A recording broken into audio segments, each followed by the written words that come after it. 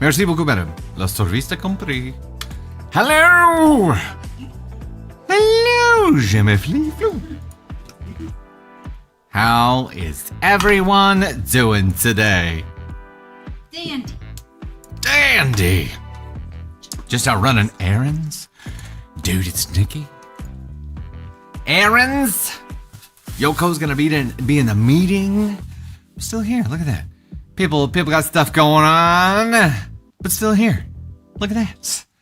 What's up, Elise? Invisible Woman? Hello, Selena J. Hello.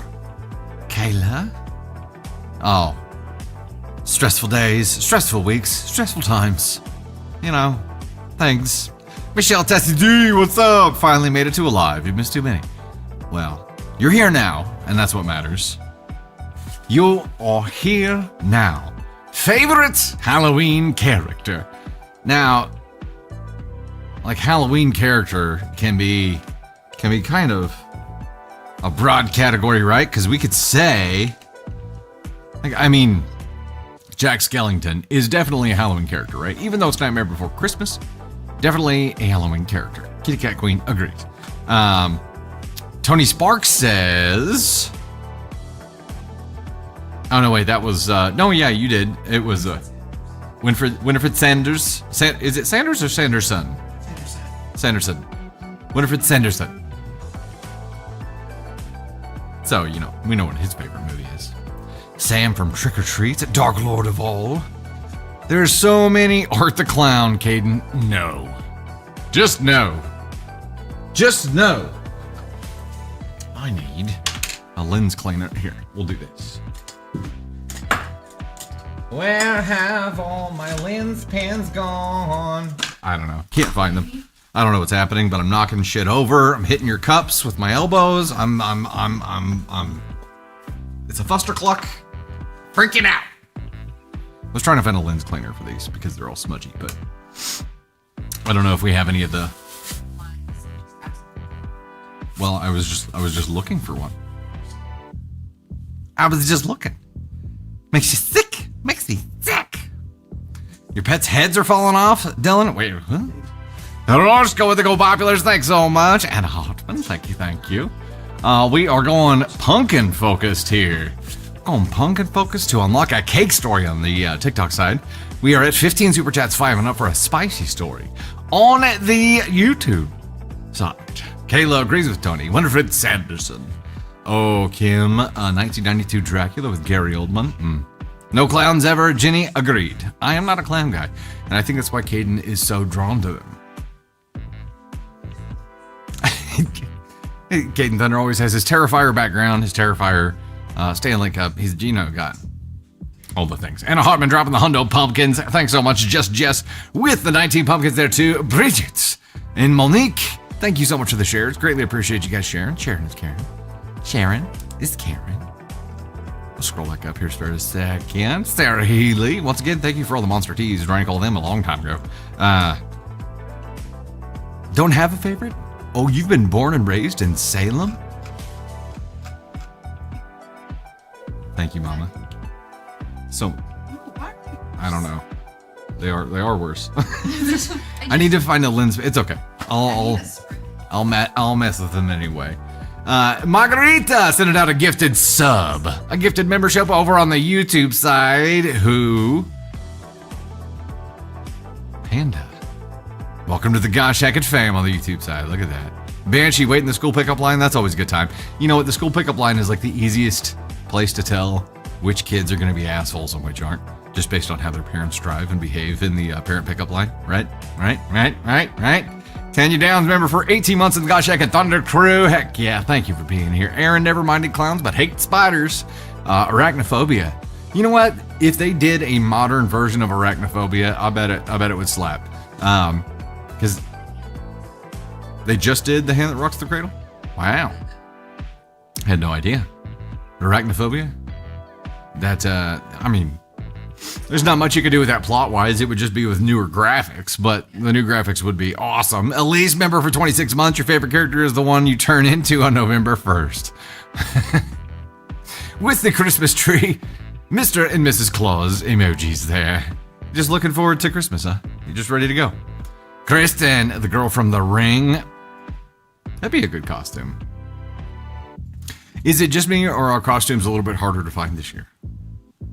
Speaking of, I had to schedule myself some time on the calendar to go to Spirit Halloween tomorrow, which means that I'm going to be taking Navy Thunder with me to Spirit Halloween. Yeah, much better. Much better. Thank you. Now my eyeballs are sanitized. Casper is a good one. I love soda. Casper's a good one. Mercy dropping the 5 said Binks from Hocus Pocus. Also, Danny, that's my side name. So as a kid, I really loved that she had my name. Ah, that's cool. Very cool. Sarah Ann Cordova with the share. Wonder Woman with the share there too. Davey with the share. Thank you guys so much. Headless Horseman is a classic fave. Heck yeah. The plant from the Little House of Horrors. Feed me, Seymour. Feed me. Is that what it says? It's been a long time. It's been a minute. Rez dropping the pumpkins. Allie Bean dropping the pumpkins. Zoe C dropping the pumpkins. Fane dropping pumpkins. Thank you guys so much. Appreciate that, Pumpkinhead. Do we like the It movies? Caden Thunder gave an immediate yes. You know, they don't bother me. Like, for whatever reason, the It movies don't bother me. It was the Killer Clowns from Outer Space. That was the one that scarred me as a child and really not messed me up, but I think maybe dislike clowns. You know, they were all like bulbous looking, like pussy. They were like, you know, it's hard to explain. Cake the Rogue dropping the 2. Yours is Sally. Your coworker says Casper. Oh, nice. Casper is a good one. You know what I mean? It's like cute, innocent little dude. At least dropping a 5. Unfortunately, now live with someone who doesn't want to tree up until after Thanksgiving, and I think I love him enough to comply. Fam, do I cave? There's a new poll. Should Elise comply with New Love's wishes to not put a tree up until after Thanksgiving? When does the tree go up? Oh, Candy Thunder said, ew. Ew. Oh, no, it's not Tony. It's Nick. Elise says, Nick. Not won't let. He doesn't want a tree up. I didn't hear any words of, you know. It's not, is this a hard line, Elise? Is it is it like he won't allow it, or just really would prefer that the tree not go up until after Thanksgiving?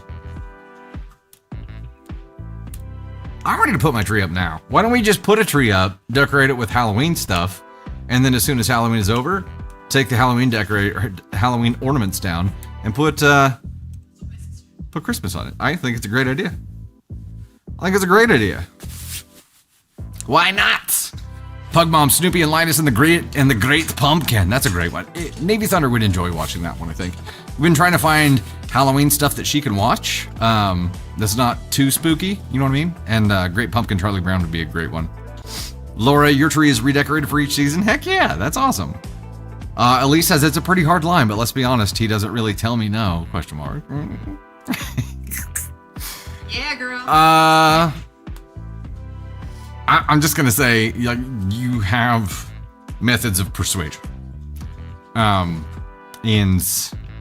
I'm sure you can come to some kind of compromise here. You say November 1st, he says November 27th. So, you know, the 15th is the natural choice there. But Tony Sparks the Grinch. He just, you know, just the Grinch. Navy should be able to watch the first Halloween Town movie. So Halloween Town was on the list. Did we try that? Oh, we did try that. Yeah, and I swear I've watched it before, but did not remember like any of it. Yeah, we figured when you kids were smaller, so it's been 10 plus years. Rebecca Waltez, member for 2 months of the Goshak and Thunder crew. I have a mini tree that is covered in ornaments from horror ornaments. They have a lot of really cool stuff. That's cool. A horror tree. Caden Thunder would enjoy. Ladies and gentlemen, say hello to Candy Thunder. Hello. Rocking the fall flannel vibes here. She's ready to go. 2 weeks before Thanksgiving, Leslie. That's what I'm saying. That's a decent compromise there. However, I agree. I feel like, I don't know, Elise. How do you feel about compromising in general? How do you feel about that? I think whatever you do is going to set the precedent for the rest of your life. Yeah, I mean, it kind of creates the structure for how you handle not necessarily disagreements, but differing wishes, right? I kid. Mike Weber, what is considered a Halloween character? It's pretty broad. Team Yak. Wonder Woman, the Black Tree is criminalist. I'm sorry, I read that wrong. Minimalist and Nightmare Before Christmas. Oh, that's theme. cool. Yeah, that's cool. I would like that. The 15th is around our... That's a good compromise, Elise. At least with the ellipses, I can compromise for the 15th. That's a good compromise. It is a good compromise. Now you gave up 2 weeks without a tree. How does he feel about that compromise? So should he. That's a fair compromise in marriage. Yes, it is 100%. Fair. It is fair, but you'll have to see how he responds to that. Tamara dropping the shares. Thanks so much. DG with the shares there too. Thank you. At least dropping the Hondo pumpkins. And the so you won't miss it. Christian Museum Girl with the pumpkins there too. Sarah Barracuda with the Army. Thank you so much. I'd like to thank you. Sandy Claus. Nutella sandwich with all the shares there too. MD with the share too. Thank you so much. Nutella sounds good. Can I just say that my favorite Halloween character is not actually a character, but just a black cat. Oh, but like the cute version that's like decorated with the little pumpkin hat. Also, black cat. Also, what? Aria. Rip. The black cat laughed. Navy Thunder has actually been talking about Aria randomly lately. Just talking about cats in general, and like, I went through. I don't know if she's done this with you yet, but somehow we got on the conversation of it being her second cat, Jupiter. So I went back and like to my childhood and recounted all the cats that my family had growing up. How many cats did you have? Too many to count. I mean, your parents have how many right now? 3? 2. They have 2 right now? Okay. So, yeah. So you have no way to count? No, because we had cats we adopted like a pregnant cat, basically. Oh, and from a Walmart parking lot. And so it was like, but then we kept all the kittens. So. It was a 10-for-1 special at Walmart. She was so knocked up and she needed a place to go. So we took her home. So you became the home for unwed feline mothers. Like, yeah, basically. For bringing. She was a great cat, though. She was a wonderful cat. That's hilarious. She was a great like mom cat. You know, all animals are not meant to be mothers. Yes, agreed. But she was like, that was like her goal in life. She was very good. Nice. She adopted stray kittens that somebody left. Oh, she's like the Mother Teresa of yeah, cats. 100%. She turned out to be a really, really great cat. Dang. So knocked up. Sarah Barracuda, Jenny, Love, X18, Allie Bean, Sarah Barracuda again, Chrissy, Just Mags, Allie Bean, dropping all the gifts there. Sarah Barracuda dropping all the pumpkins. Chrissy, thank you so much. Also, Nutella sandwich again with the share. Thank you so much for that. I love how Jupiter, our cat, is not scared of like really anything. Nothing.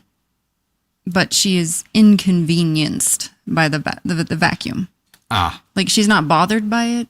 It's just, it's in her way because she will come to you wherever you are. And if you use the vacuum, she's like, excuse me, the fuck are you doing? And every time you turn around to do it the other way, she's there. She's like, I said, what the fuck? Never mind that Jupiter is like the one reason we have to use the vacuum. Every day. She's the only cat. She's the only animal that has any kind of dander. She just pulls out her tufts. Little white hair everywhere. Like it's our job in life to pick them up. Look like floating feathers throughout the house. Interesting. Charlie Brown's Great Pumpkin is your favorite Halloween character. You've had 10 cats, Mercy? So we had, the first cat I remember, giant orange cat, like huge. Ooh, like we had one Mancoon looking cat named Mackie She's decorating. Sasser. That's right. Mackie Sasser was I believe a catcher for the Mets in like the 80s. So cat ended up with that name. Then we had one named Shadow, And then we had Bam Bam. Yeah, I haven't had a lot of cats. Our first cat was Sebastian. Sebastian, nice. I was obsessed with the Little Mermaid growing up, and so clearly I butted in and got my way. Candy Thunder had a cat with a Jamaican accent. No, my dad found it in a pile of lumber at his work when he was in the army, and he brought it home, and it was this like tiny little black fur ball. Anytime Sebastian. I see a kitten, I'm like super tempted to bring it home for Candy Thunder, but it would destroy our home. Jupiter's already destroying our home, but it would heal my heart. destroy your home, but heal your heart. It's a trade-off. It is a trade-off there. All right, let me bounce back to this for just a minute, then we'll get started in stories here. Bam Bam tortured you, I know. Okay, Bam Bam used to hide under the couch, and then when Caden Thunder would walk by, Bam Bam would jump out and pounce and try to knock Caden Thunder over. It was great. It was great. Sarah Barracuda dropping the 303 pumpkins there. There we go. Elise, yeah, I think you sent this to us. There, that's Tater's favorite Halloween character. This is a cute cat. More what? More what? Tony Spark? Elise dropping the gifted membership on the YouTube I didn't side. try the blueberry one or whatever it was, but I tried the blackberry. But the apple one that Elise sent was unbelievable. The next time, if we are so lucky to receive apple, we'll have to go get some vanilla ice cream to go with it. Feel free to send treats our way. Feel free to send the treats. We love the treats. And Deanna C was the recipient of that gifted membership by Elise. Welcome to the gosh heckin' fam, Deanna. Heck yes. I might be convinced to ditch Team Nick for Team Elise. If I could be persuaded by sweet treats. Sweet treats. But You could be persuaded with pastries. That's all it takes. That is all it takes. Welcome to the Gosh Heckin' fam. Not fam. Welcome to the Gosh Heckin' stream, ladies and gentlemen. Today we have lots of stories lined up for you here. Lots of good stories, right? Tried to find a good balance today. Tony Spark, squeaking in at the last minute with the finished doc here. Whoa. Whoa. Coming up, we have stories about arguments over houses, stolen leftovers, micromanaging cooking, canceling gifts, giving away concert tickets, movie spoilers. We also have cake stories, spicy stories, and a brand new segment to the show. It's called the Tony Spark Dance-Off. It's not really the Tony Spark Dance-Off. First goal on the TikTok side is 4K pumpkins for a cake story. And on the YouTube side, we have a super goal of 15 5 and up supers for a spicy story. Heck yeah. Hey, Shonda sending out a Dusty Thunder gifted membership there as well. Heck yeah. Ms. Behaven receiving that. Welcome to the Gosh Heckin' fam, Ms. Behaven. Shonda, thank you so much for that. Appreciate that. Everybody's excited to see Tony dance. Maybe that's what it needs to be. Shares goal of 15 hundo this week. TikTok side. Hey, make sure you have your costumes ready for the Halloween live stream next Wednesday, the 29th at 3 p.m. Central. Same normal stream time, but we have a lot of fun stuff in store for that. It is going to be, it's going to be a party.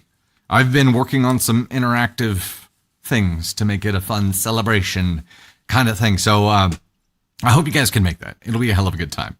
Reminder today, keep chat positive and respectful. Of course, everybody is allowed to have their own opinion. We want you to share that opinion in a respectful way. Like we talked about in the last stream, I think this is a really great exercise for us to practice disagreeing in a civil way. So if we're inevitably going to talk about something you don't agree with, right? Because our worldviews are based on our lives and our experiences, and we've lived different lives with different experiences. So it's going to happen. And when you feel differently about it, just think about approaching that civilly before you do that. I think it's great practice. No spoilers, please. Spoilers will, of course, be muted from the stream or from the live, if not booted. Repeat offenders booted for sure. So definitely don't do that. With that, get out your gosh heckin' brooms. Let's do it. Karen, hubby, and you have Cosmo and Wando cosplay you made. Why words are really hard today? I'm sorry. Words be so hard. Don't be an astronaut. Yeah, that's right, Mercy. Don't be that. What's up, River? Welcome to the Gosh Heckin' stream.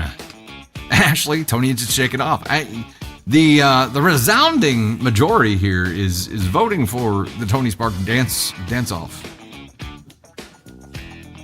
What if we have Tony Spark dance and he can't stop dancing until we hit a gift goal?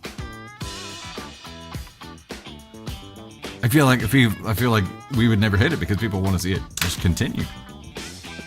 Hey, real quick before we dive into stories here, I have to tell you this because it's hilarious and it kind of puts the quality of problems that Navy Thunder has in context here. Last night, she woke up wailing about 2 a.m. somewhere around there, and I ran in there. I'm like, what's going on, kiddo? Normally, lately, if she wakes up in the middle of the night, it's her body's way of telling her she has to go pee, and we get up and go pee, and then all good. This time, I was like, you got to go potty, and she's like, no. And I'm like, okay, what's going on? She's like, I had a nightmare that I wasn't dressed as Glinda for Halloween. I'm like, really? That? Okay.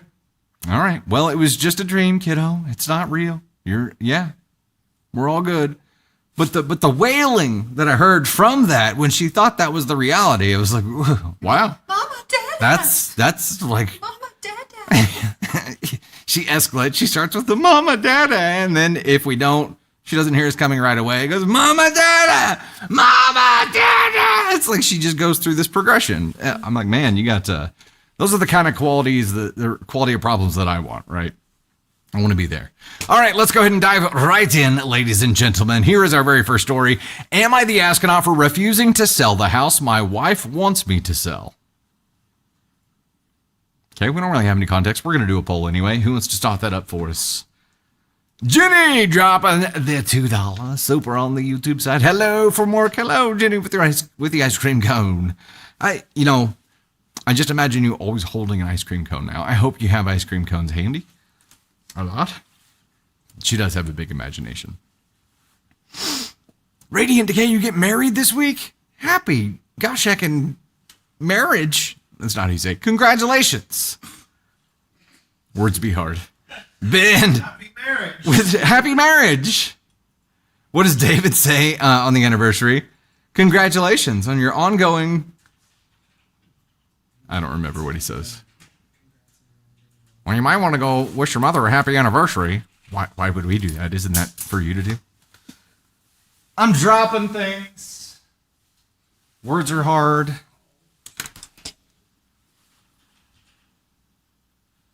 Poll results. We still have 17 seconds. Oh, okay. But it was, am I the astronaut for refusing to sell the house my wife wants me to sell? It's still rolling. Rolling. We watched Dancing with the Stars for the very first time in forever of history last night. I've never watched Dancing with the Stars. I've seen clips online, but... And who loved it? Navy is now obsessed with Dancing with the Stars. It didn't hurt that it was the Wicked night. Ava and I were very excited because it was Wicked night, and it was very cool. I mean, I enjoyed it. Yeah, it was interesting. All right, here we go. Poll results are 46.99% NTA, followed by 36% ESH. Okay, I'm in IDFK at this right now. Yeah, so Navy Thunder, we're super excited about that. That does explain the nightmare, love. That does explain it. Oh, yeah, good thinking. Look at you connecting dots that we could not connect ourselves. Good thinking. Okay. Oh, also, we started Stranger Things Season 1, Episode 1, so we can rewatch the whole thing and hopefully end right as the new season comes out. If anyone wants to join, please come along for the ride. We're 1-1 right now, so we'll be 1-2 tonight. So if you want to start watching tonight and get a couple episodes in, we'll be taking that journey together. All right, here we go. Am I the astronaut for refusing to sell the house my wife wants me to sell? When my ex and I divorced, I moved out and she lived in our house until she found her own place. I bought the house 3 years before we got married and her name was added to the deed when we were married. At the time of our divorce, I was 9 years into the 15-year mortgage. When she found her own place, we decided to keep the house in both of our names and rent it out because neither of us wanted to sell it. For the past 6 years, we have rented out the house and basically broke even. She manages the property more than I do, so she kept the meager profits. Now that the house is paid off, we are actually going to start turning an actual profit. We agreed to a 60-40 split of the profits, with her keeping 60 because she's the one that deals with the tenants. My wife, who I married last year, really wants me to sell this house. At first, she wasn't that insistent, but lately she has become so. She said there's no reason for me to co-own a house with my ex-wife. She also says that now that it's paid off, we could do a cash sale and make a lot of money. Neither my ex nor I want to sell, and it's our house, so I don't really see the point of these conversations. Even if I agreed with her, my ex wouldn't agree, and it would be an unnecessary fight. I'd have to get a lawyer. I'm exhausted just thinking about it. Last night, my wife asked me if I intended to co-own this house with my ex forever. I told her truthfully that we had many times discussed eventually giving it to our son once he reaches the appropriate life stage. She was upset by this answer. Ooh, I don't feel like that's the answer to get upset about. She asked if I intended to give a house to my stepkids or any future kids we might have. I told her this is an apples and oranges situation. The house isn't fully mine. No penny has ever gone from our shared household into that house. It's more my ex's than mine at this point, really, not legally. Legally, it's 50-50, but she spends more time on it. Also, it isn't a nice house, not like the one my wife and I bought after our wedding. The house I co-own with my ex is a small 2-bedroom house. It's not like he's gonna get a mansion. All the same, she is very upset. She said she feels like the house is a source of strife in our relationship, and she wants it gone. I told her I love her, but the answer is no. She's been cold to me all morning as a result. Okay, let's get into this. That's fine. Why? If it ain't broke, don't fix it, babe. Like, you're the one causing the strife. You're the one making it a big deal. This is an NTA for me. This is just passive income. Like, he's making money without actually really having to do anything, and something that he can leave his child. She just doesn't like it because the ex's name is attached to it, but there's no problems there. There's nothing going on there. She's making a mountain out of a molehill. Hill. Hey, molehill. I did that last week. Molehills, they're very tiny. In solidarity. But very strong. They do a lot of digging. With their paws. Yeah. She just... This is not the money? worth it. Is it the money, or is it the connection to the ex? I think it's the connection to the ex, because, like they said, it's a 2-bedroom house. It's not.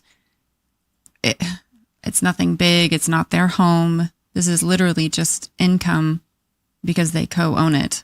I think the wife is just jealous that he has some kind of something with his wife, his ex-wife. My bad. And she doesn't want any part of that. She doesn't want any connection there, even though they share a child together. That was going to be my point. So what is she going to be like? You have to give up your son because I don't want any connection there. That would be my fight back to my wife if she was causing this type of issue.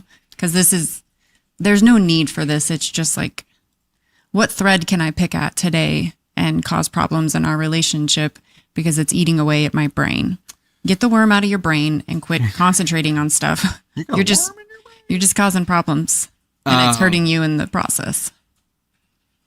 There are a lot of problems with her reaction to this. First, she knew about this whenever they got together. She knew about this before getting married. She knew about this before buying a house with him. She knew about this before moving in with him. She knew about this. Check. And never had a problem with it until just all of a sudden she decided it was a problem, right? Maybe it's because it's just one more thing that he has to communicate with his ex about. Here's a solution for you. If it is in fact the connection to your ex that makes this a problem, put the house in a trust. Put it in a trust so that there's no direct connection anymore, and that trust is set for your son to be able to access whenever he turns of age, right? So there, you put it away, it's safe, nobody can touch it. I get what you're... It has one intended purpose here. I get what you're saying, but I do not think that he should have to do that. He shouldn't have to do that. And the fact that he would have to go... But I don't think it makes any difference for him. But he would have to go spend... He would have to go spend the money to put it in a trust. To put it in a trust and do all of that. Yeah. To make his wife happy when there's no reason that she should be upset about it in the first place. I don't know if you want to find common ground that way, but this kind of stuff would be like the This is what pisses you off in a marriage. This is what causes dents in a marriage. Yeah. And you just keep digging, and it's at stuff that really isn't a problem until it becomes a huge problem. And then you've opened Pandora's box and you can't close it. Okay, let's dive into that for just a second here. So now, yeah, they are turning a profit on it now. He'd get 40%, she'd get 60%, and all of a sudden it's a problem. And maybe this is just a problem-focused individual. And what changed? When did this become a problem and why? And OP, if I'm in your shoes, those are the questions that I'm asking. And I'm also asking to her directly, is it that it's a connection between me and my ex? Or like, is it that we have to talk about it? What specifically is this that bugs you? Because I don't think this is it. There's something else that she's feeling unfulfilled about, that she is using this. She's chosen this to project everything onto, and maybe she doesn't even understand what that problem is yet, but there needs to be a conversation about where this feeling is coming from, when it started, what's changed since then. Like, get to the bottom of that. And yeah, you guys get 60 or 40% of the proceeds from this right now. You're making money. You know what I mean? And yeah, she sees that as an opportunity to just go ahead and cash in now and have a larger sum. Well, unfortunately, this is premarital property. It's none of her business. She doesn't get a vote here. But I would want to dig in and try to figure out why this is all of a sudden not okay when it's been okay at 37 checkpoints before now. Like, you deserve an answer, and she deserves to self-reflect and figure out what the fuck happened to make this not okay. Jackie said she doesn't think it's fair that his son gets a house and not her kids. Well, that's just delusional. I think, this in my opinion, has nothing to do with her. Like, this is strictly something that passive income that they're going to leave to their son. Like, it's so far removed that it shouldn't really affect their life moving forward. It's premarital property. It's done. He's not paying on it. They're not investing in it any further. If the problem is that she wants this to go, she wants it equal treatment among children, that doesn't make sense either. Are you going to go buy a house for all the fucking kids? Which maybe is her argument for selling and taking that lump sum, and then you have that for all the kids. That's not what it would end up getting used for. I don't know. It's the whole, something happened. She knew about this. She agreed to this. She had no problem with this. She had her chance to speak up about this and didn't for a long, long time. And then she said her marriage vows knowing this situation. So, look, you already agreed to this, sweetheart. So do you think it's money or the ex? Money for her kids, or, and if that's the point, then... But he also said they have a bigger house. I think this is neither. I don't think it's the house. I don't think it's the ex. I don't think it's the money. I think it is her trying to label the reason for some kind of void and unhappiness she feels in here, right? She felt like something's missing. When people feel like something's missing, they go looking for problems. And people who go looking for problems are very successful because they will always find them. Problems aren't hard to find, right? Her lack of control in the say. You can concoct whatever problem you need to concoct to say, this must be the problem. This must be the issue. So I'm going to go hard at this. And I think a lot of people get there when there's something going on that they can't identify. There's some kind of undefined happiness. So they seek to put a face on it and they just find whatever they can, right? Right. I think there's something else going on that she needs to self-reflect and get into therapy and figure the fuck out. And that probably needs to be the conversation with OP here, is that you knew all of this. You never had a problem with all this. And now all of a sudden you do. You need to figure out why and be able to communicate that to me. Otherwise, we got a real problem here because you are going back on your word now. My word has not changed. It's NTA for me. I agree. It's NTA. I don't. You come into a relationship and you have passive income that you don't have to okay, great. Good for you. Look, honey. I don't.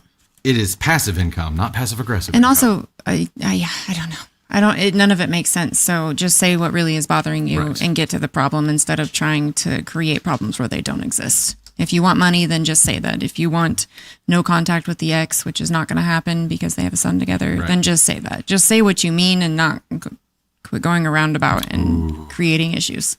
Kirsten, you may be onto something here. That's the long game. And if it was a big old fancy house, maybe. Kirsten says, also member for 16 months of the Gosh Heck of Thunder group. Thank you. Or she wants him to sell it, get the lump sum, divorce him, and get all the money. Which again shouldn't, I mean, hopefully he'd be smart enough to keep it separate because it's premarital property and proceeds from it she wouldn't have access to either unless he gave her direct access to it. God's blessed Wonder Woman dropping the 5 on the YouTube side. I wonder if she's preggers or wanting to be and feeling territorial. She did talk about future children, so that's a possibility. Honestly, I don't know. She sounds like a fucking headache. This sounds like a headache. Yeah. In the world of random problems. New wife has no say, and that's what frustrates her. Well, that needs to be a conversation, right? And that's why I feel like, no, you're not the asshole OP for doing the same thing that you've been doing all this time and the same thing that she agreed on all this time.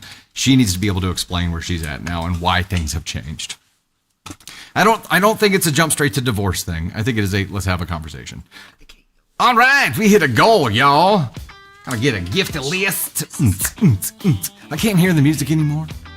It gets sent out to you guys, but I don't monitor it anymore. So like, if I'm dancing and singing, I have no idea what I'm dancing and singing to. It's very sad. Breaks my heart.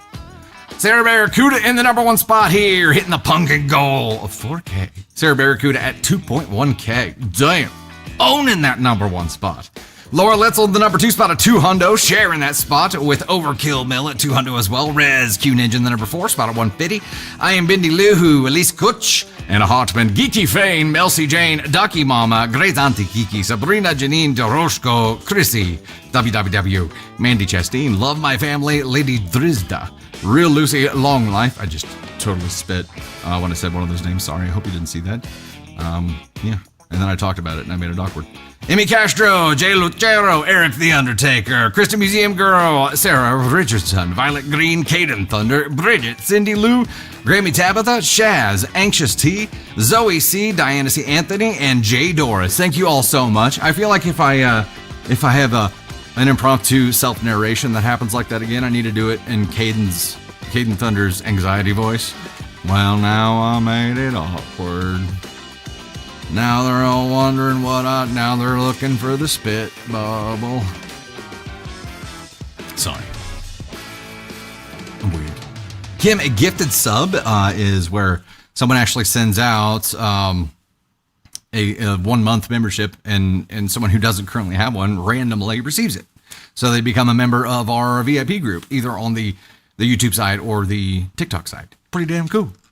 Which gets you access to some members only lives, the VIP Facebook group where we do a lot of communication, gets you quite a bit. Punk Princess sharing the live La La Land with the share as well. Thank you all so much. We are setting up a new goal right now. It is going to be pumpkin pies. Ooh, for rapid fire stories and a Tony Spark appearance. That's where Tony dances, I assume. It says Tony Spark appearance. I think it means dance. Tony Spark dance now. Bump, bump, bump, bump. No, okay. All right, rapid fire stories and a Tony Spark appearance is what we're going for next, but you guys unlocked cake story. Is it okay to dive right into that? Yeah. Cakey story time?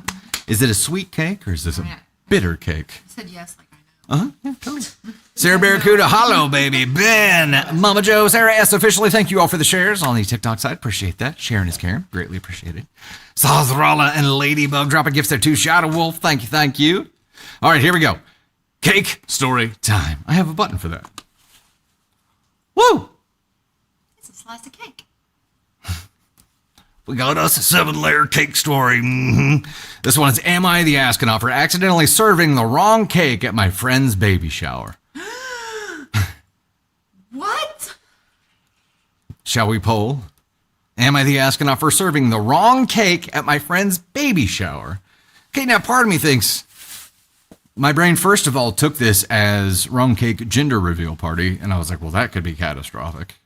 Not that it would change anything in reality, but perception, and people would be pissed and blah, blah, blah. But a baby shower, what could possibly be wrong about it? Unless it's the wrong flavor, which would really only piss off one person, or the wrong writing on it, which, you know, would be problematic, but people are human, so do what you do. Also, look at all the pumpkin pie coming through on the TikTok side. You guys are wild. Karen, we have all the Ask on Scale emojis set up on our end. I do not know why they're not showing up on the user end. They were there on the members only stream that we did, on the super fan only stream that we did. And we were using TikTok Live Studio for that. I'm not using that when we multi-stream. I'm using Restream. So we may do an experiment here soon and see if TikTok Live Studio is the reason. Great Dragon dropping the dino. Hell yeah. Thank you so much. I'm making myself a note. TTLS emojis. Emotes. You know what I mean. I will check it out. Jess, see, that's what I was thinking. Gender reveal as well, but it's for a baby shower. And it could be a combo thing. We'll see. Do we know what our poll results are? I missed it. Oh, no. The little red banner popped up when I was trying to click it. We missed it. Went away. It was not right. Yeah, I know. The dinosaur was distracted. We all missed it. Yeah, it's a baby shower, but I thought that's what I thought as well. Okay, we'll go ahead and dive right in here. Question again was, am I the astronaut for accidentally serving the wrong cake at my friend's baby shower? So my best friend, Megan, 29 female, is expecting her first baby, and I, 30 female, offered to host her baby shower. I wanted everything to be perfect. Cute decorations, mocktails, a theme. A little cutie is on the way because orange is adorable. And of course, the cake. I ordered 2 cakes, one for the shower itself, a classy orange and white cake with "Welcome Baby Carter" written on it, and one smaller one as a surprise for my husband's work party later that day. His said, "Good luck, Dave. We'll miss you." Oh no, I think I see where this is going. You see where this is going already, don't you? The bakery called the morning of the shower saying the cakes were ready, and I picked them up in a rush because I was running behind. They're both white boxes with frosted white with orange accents because apparently Fate has a sense of humor, and because of Taylor. And I didn't double check which was which. Fast forward to the baby shower, 40 guests, pastel balloons, Megan glowing and emotional. I bring out the cake, everyone gathers around, phones out, she makes a cute speech, and we yell, "Cut the cake!" She turns it around to show everybody, and yeah, it says, "Good luck, Dave. We'll miss you." Everyone froze. Her mom gasped like someone died. One of the guests, a nurse, said, "Is this a gender reveal?" Okay, hold on. What about "Good luck, Dave, we'll miss you" makes you think that this is a gender reveal, lady? Megan just stared at it and went, "Who's Dave?" I started laughing so hard I couldn't breathe. Then I had to explain that Dave's my husband's coworker who's moving to Texas, not the baby. Half the guests found it hilarious. The other half looked like I had just cursed their unborn child. Megan laughed eventually, thank God, but her mom was convinced it was a bad omen. Oh my God. And told me I needed to make it right. Spiritually. Whatever that means. So now the running joke in our friend group is that the baby's name is Dave Jr., and I'm apparently banned from cake duty for all future events. Am I the astronaut for not checking the boxes and turning a baby shower into a farewell party for a middle-aged accountant?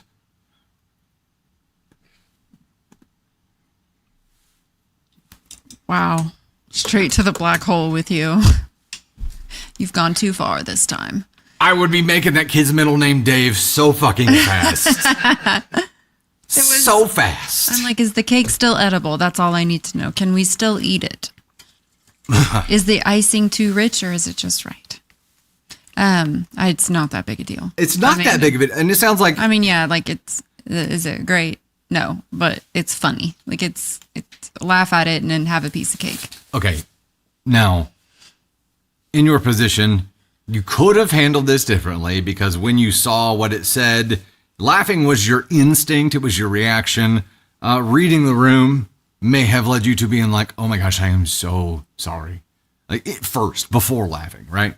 Had you not laughed, half of the people there wouldn't have laughed, though. Everybody would have been serious about it. So maybe that was the best move there. We could have done that differently. My question is, what the fuck does making it right spiritually mean with a cake? What does that mean? To make it right spiritually, you have to bake a cake with love and some water that's special and make it right. Make it fucking right. Listen, you're going to have to get another one of the right cakes made because this one's done and Dave's going to be disappointed because now he's got a baby cake, right? You got to get 2 correct cakes made because now you fucked them both up. You can't just fuck one up. That's not how it works. There's 2 cakes. You got to take both of the right remade cakes to the top of a volcano, okay? and you got to throw them in as a sacrifice. That's how you make this right spiritually.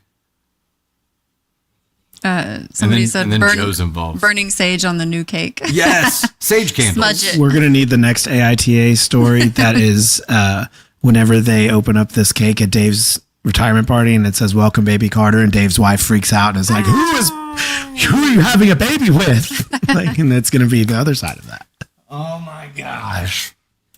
Dave's cake is about to be a coming out party. Dave's going to be like, is my replacement named Carter? Yeah. Oh, Dave Jr. is great. There you go. When you come visit after the baby's born, bring a little cake that says "Welcome, baby Carter." I did filming at a power station yesterday, day before, I don't know, a couple days ago, and they call their rookies babies. Boots. Yeah, it's like boot, but they call them babies there. All the babies ran off, which happens. Anywhere I go somewhere with a camera, anytime we need like volunteers from the company to stand in there, scatter like cockroaches. It's hilarious. But they call them babies. So maybe baby Carter could be like, yeah, the new rookie Carter who's taking Dale's place. You know what? It could be worse. It could be like the first daughters or the first birthday cake for Rachel and Ross's daughter. That's a penis. And then they had to split the, the thing in the bunny ears. Made these cheeks. It could have been way worse. That's all I'm saying. That could have been way worse. And luckily, the friend you were throwing this for was fine. She ended up laughing eventually. It's still, I'm stuck on the making it right spiritually thing. I'm stuck. It's a bad omen. What does it mean? What does that mean? Dave comes with bad juju. That's it. Apparently. Yeah. We're going to have a real Benjamin Button situation here. Because now a grown man has a baby cake and a baby has a grown man cake. Cake is cake. Cake is cake. Cake is cake. Goodness. All right, a little bit of an intermission here. Carter Dave Cake. There's the name. It's perfect. Cake makes me think of Cakey from Gabby's Dollhouse now because of Navy Thunder. Kylie says, imagine it was a condolences cake and mother would have flipped. It would have been so much worse. Sorry for your loss. Oh, man. That would have been bad. That would have been really bad. Or like a divorce party cake or something like this. Over the hill? Yeah, it could have been real bad. It could have been real bad. She would have been freaking out. If you would have been saging everywhere you'd gone with that cake. Oh my goodness. You got to get right spiritually. Got to make it right. What does it mean? Where are we at on our gift goal here, Mamacita? I can no longer see. I am blind. We are at 1,300 to 3K on the TikTok gift goal there, which is going to unlock rapid fire stories and the Tony Spark dance-a-thon. I wanted to clarify the rapid fire thing since it's a new thing. So the gift goal for the rapid fire stories is we've got 4 very short AITA stories, and Dusty's going to read all 4 of these stories and just fire off some quick feedback on it, and it'll be fun. Sure, yeah. Because sometimes the stories are like too short to make an actual story out of, but they're good. They're good questions. They're little snaps stories. Little story snacks. Yeah. Snackage. We'll see what that. Yeah. We'll see what they're going. Yeah. Back to it then. We'll see how that goes. Also, I didn't hear him protest the dance that time, so maybe we might have a deal here. There will be no dancing. A vignette. There you go. Okay, let me bounce back to the regular scheduled story here. Hey, we're at 4 of 15 on the YouTube side, which as a reminder on that side will unlock a spicy story. We do have some cool stuff. We got some stories lined up for them rewards there. Okay, story number 2, correct? Title of this one is, Am I the Astronaut for Blasting My Coworker in the Kitchen Over Stolen Leftovers? Define blasting, please. This could mean a lot of things. Like yelled at? Like gave them a really good burn? Or getting whipped cream out and literally like spraying it all over them. Could mean a lot of things. Stolen leftovers they deserve to be reprimanded for. What? Give me that face like I'm crazy. It could mean different things.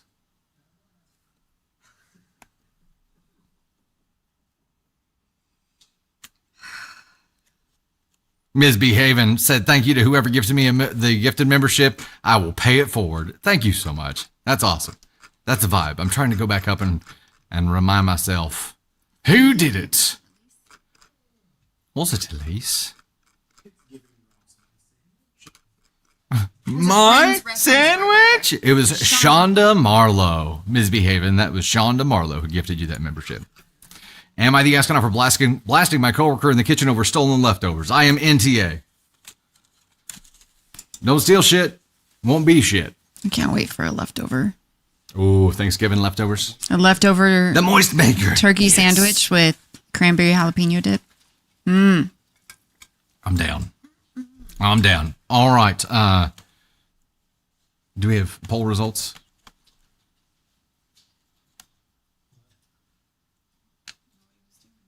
Oh, we do have poll results. Over here lurking around the confetti. I was lurking around the confetti. I saw it. You were lurking around the confetti, but then I saw you were just lotioning your elbows. He's getting limber for his dance. He was portion. lotioning his elbows for his time in the sun. Kate and Thunder, I am concerned. What are the results, Tater-Rooney? Okay. NTA took it with 74.19%. ESH in second place with 11.2%, followed by Ascon 2 and Ascon 4 tied with 4.8. Okay. Dun, dun, dun. Agreed with NTA. Kate and Thunder, I have to know real quick. No.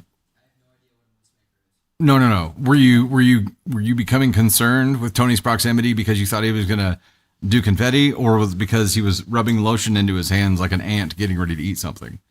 No, a fly. Oh, moist maker. Really? Okay. We have to educate you.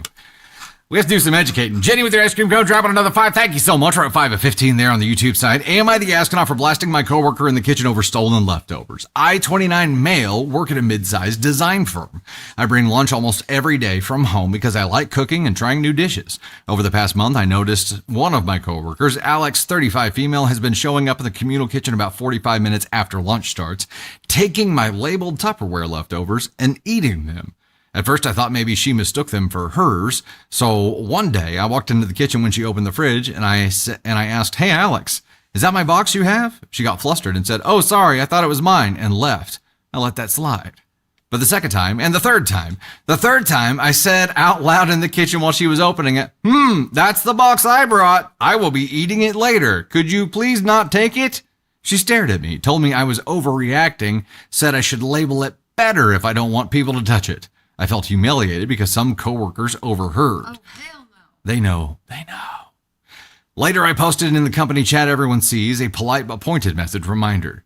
Please respect others' food and labeled containers in the kitchen. If you accidentally take someone else's food, please return it or replace it. I didn't name names, but it was obvious who I meant. Alex confronted me and accused me of public shaming, saying I should have talked to her privately. Some coworkers told me I was petty and should have just let it go. Now Alex is giving me the cold shoulder. Management heard about the chat message and people are split. Some think I was justified. Others think I made it dramatic. So am I the astronaut? Here's what the others don't know, in my opinion. They don't know this is the third and fourth and fifth time that this has happened. They don't know that you've already had conversations privately about this, and it's continued to escalate because she has ignored your boundaries. People don't know that, and if she wants to push you on this, maybe they should. Maybe they need the whole fucking story about habitual food stealer Alex, who's butthurt now because she says I'm public shaming her for finally calling her on her bullshit. What she's really heard about is that she can't be a fucking trash panda anymore and go to the communal fridge and just scrape everything out of there. That's what she's mad about, is now she's got extra eyes on her. She didn't give a shit about being shamed. She's a trash panda. Lunch box with the zippers that have the thing so you can put And the a tiny lock. little lock And a on lock. it. The tiny little luggage lock, and that solves all your problems because that girl can't undo the lock. And if she does, then she will 100% know that she is crossing a line. But and a threatening note that says, "Don't fuck with my food, comma, Alex, exclamation point." And so, okay, so that I would one, be so freaking flaming pissed if someone took my food, like on a repeatedly. scorched earth level. Repeatedly. Like I would be angry. Imagine if this was the last Diet Coke at home. Been there. Someone's done it to me. I won't name names. It was not our children. See, I mean, so the cooler bag that you bring and put the lock on needs to be shoved at the back of the fridge. No need to put a name on that. You're the only one with the fucking key. I would embroider my fucking name on it. No, you don't have to. Big You know letter. what it is. It's a wavy design. It's multicolored. Like you know what that looks like. But you also bring your normal Tupperware or lunchbox with your name on it, and inside is either like an actual pile of shit or a post-it note that just says "fuck you, bitch." So when she cracks it open, she's like, "Oh, it's for me." No, it's like the really terrible crackers that have no taste. A piece of moldy cheese and a beef stick. Well, because you want to offer up Beef stick something. catching strays out Yeah. here. He's like, what did I do to deserve to get in That here? way, You know what I mean? you know, Oh, the glitter ball. if they do need protein, then you're covering that. I don't know. The glitter. Everybody has the same thought No, here. because then you're putting glitter all over your break room, though. You know what they said. You know what glitter is. You know it never goes away. It'll just be whoring around all throughout your lunchroom, and everybody's going to come in there, and then they're going to get the little flecks around their eyes, and then you'll have to like get the tiny tweezers and try to pluck it off, because no matter how many times you go like this, it never fucking comes off. Glitter is the devil's telephone. This didn't happen to me yesterday. Best to just not pick up. At least Drop the Five has said if she likes his food that much, maybe she should pay him to make extras for her. That would be a petty way to offer an alternative there. Ooh, and that's what can be inside the lunchbox. It can be a menu with prices attached. Text to order for tomorrow. Could do that. I'm going to get Glitter's your favorite color, I'm going to get one of those tiny little lint rollers, and it'll just be for fucking glitter. Because Navy's clothes, like she's young, they have glitter. Like, also, Navy using a lint roller for the first time a few days ago. bless her heart. Don't bless my heart. It was like a dog stepping on a glue trap. It was like, She wanted to help, and so I let her lint roll the chairs where the cat lays. And I told her not, I was running upstairs and running back down, and I told her not to pull off the sheet, that I would do it because we're not there yet. And I come back down, and I hear Dustin saying, just let your mom handle it. Just don't touch it. I was washing dishes and had like soap and shit all over my She's like, hands. I'm like, she created this mess. She's going to clean it up. And so I come back down there, and I'm walking down the stairs, and I'm like, Navy, just stop. Don't. And I hear rip more on the plastic. And I'm like, Navy, stop. Just stop. And meanwhile, her defense is spinning in circles and going, ah. So, it's like, we're solving a lot of problems right now. and there were like 3 sheets. And so I'm like, take this sheet that hasn't been used and just hold it like this and go stick it to the chair. I'm like, we got to use all the sheets of the lint roller. Next time I'm just going to get the thing. No, I just don't think she can use the pet hair remover thing that we have. That's not, it's too hard to use. No. But it was cute. Oh, good gravy. Yes, cute, hilarious, also terrifying in the moment. I'm like, I just have to watch It's a this. I lint can't do roller. anything about it. It wasn't the lint roller. It was the spiraling. I'm gonna make her the toddler. I'm gonna make her the glove like they have on Home Alone 2 where he sticks it. The tape glove. Yeah, and I'm gonna make her one of those next time we do lint rollers. I'm just gonna tape her hand and be like, go through and stick it front and back. And when that's full, coming in, and we'll make another tape glove. We can do that. We got plenty of tape. We can do that. Good gravy. It was wild. Elise dropping another 5 here. Katie need to clean up glitter. Use gel hand sanitizer and a paper towel. Doesn't help with clothes, but everything else it does. Hot damn. Why is there always one right here? Navy the other day had one almost in her eyelashes, like her lash line on the bottom, and I was like, don't move. So I got makeup remover and wipes it off because I didn't want the glitter in her eye. And Desiree dropped the happy poops also. Thank you so much. Appreciate it. Peggy dropping the gosh heckin' pumpkin pie there. Crystal Williams. Let's see, Josette dropped the pumpkin pies there too. Girl clothes are the worst with glitter. They are, especially because she likes the foo-foo tulle dresses. That's a thing. That is absolutely a thing. Okay. This is AITA for you, OP. Let me make that. Oop, I pressed the wrong button. This is 100% NTA for you, OP. You were pushed to that point. That's the part that they don't know. There are some directions that you can take this. You said management is involved, which concerns me. I hope that management at least has the context of the situation here. And if you do plan to respond in any kind of way, now that they know about everything, just make sure that you keep them informed of everything that you're doing so there's no surprise and division further. There we go. Yeah. Glitter is Candy's trigger word.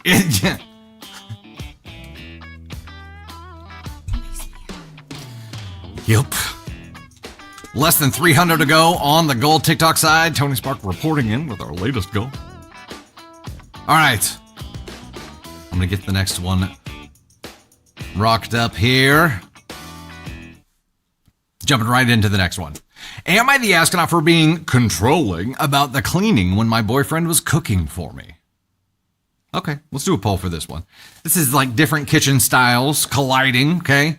Am I the astronaut for being controlling about the cleaning when my boyfriend was cooking for me? Candy Thunder said she wrote this one. Are you done with the oven? It's still in it.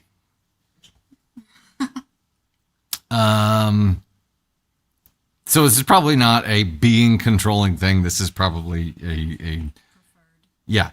This is where, at least like we talked about earlier, this is where common ground is so important. Or no, not common ground, compromise, to find that common ground. This is why that's going to be so important. So learning each other's preferences, and then either, working around them or finding a way to come together with them is really important here. So I'm saying NTA for anybody right now, but we'll see. How's that poll looking? Almost done. Carolyn's is probably a little naggy. 33.33% NTA, followed by 15%, 15.9% ASCON 2, 11% ASCON 3, and another 15% ESH. Okay. And Queen Bee agreed. So I try to adhere to the cook doesn't clean method. It's hard to keep up with, obviously, and it doesn't happen every time, but I try to live by that. And I think we end up tag teaming 75% of the time, like the kitchen cleaning. You're not happy with the current status quo? Not unhappy with the current status quo. Yeah, it works out well. Even when I tell her to sit her ass down because the cook shouldn't clean, she keeps going and chipping in no matter what. But if I help, then you get to sit down faster, and then that's what I want. Oh, there you go. Mama gets what she wants, one way or another. It's happening. All right, let's dive in. I, 48 female, work full-time, often from home, and I'm a single parent to a 14-year-old. I live in a small open-plan apartment, so my kitchen, living area, and workspace are all in one space. When it's messy, I can't escape it. My job is demanding and takes a lot of mental and physical energy. By the end of the day, I'm drained, and keeping up with housework feels like a never-ending battle. I'm often too embarrassed to have people over because it never feels properly presentable. Yesterday, I used my lunch breaks to deep clean the kitchen and bathroom. It took almost 2 hours, and I had to make up the time by working late. I was so happy to finally have gotten on top of a few things and just wanted the place to stay nice for a little while.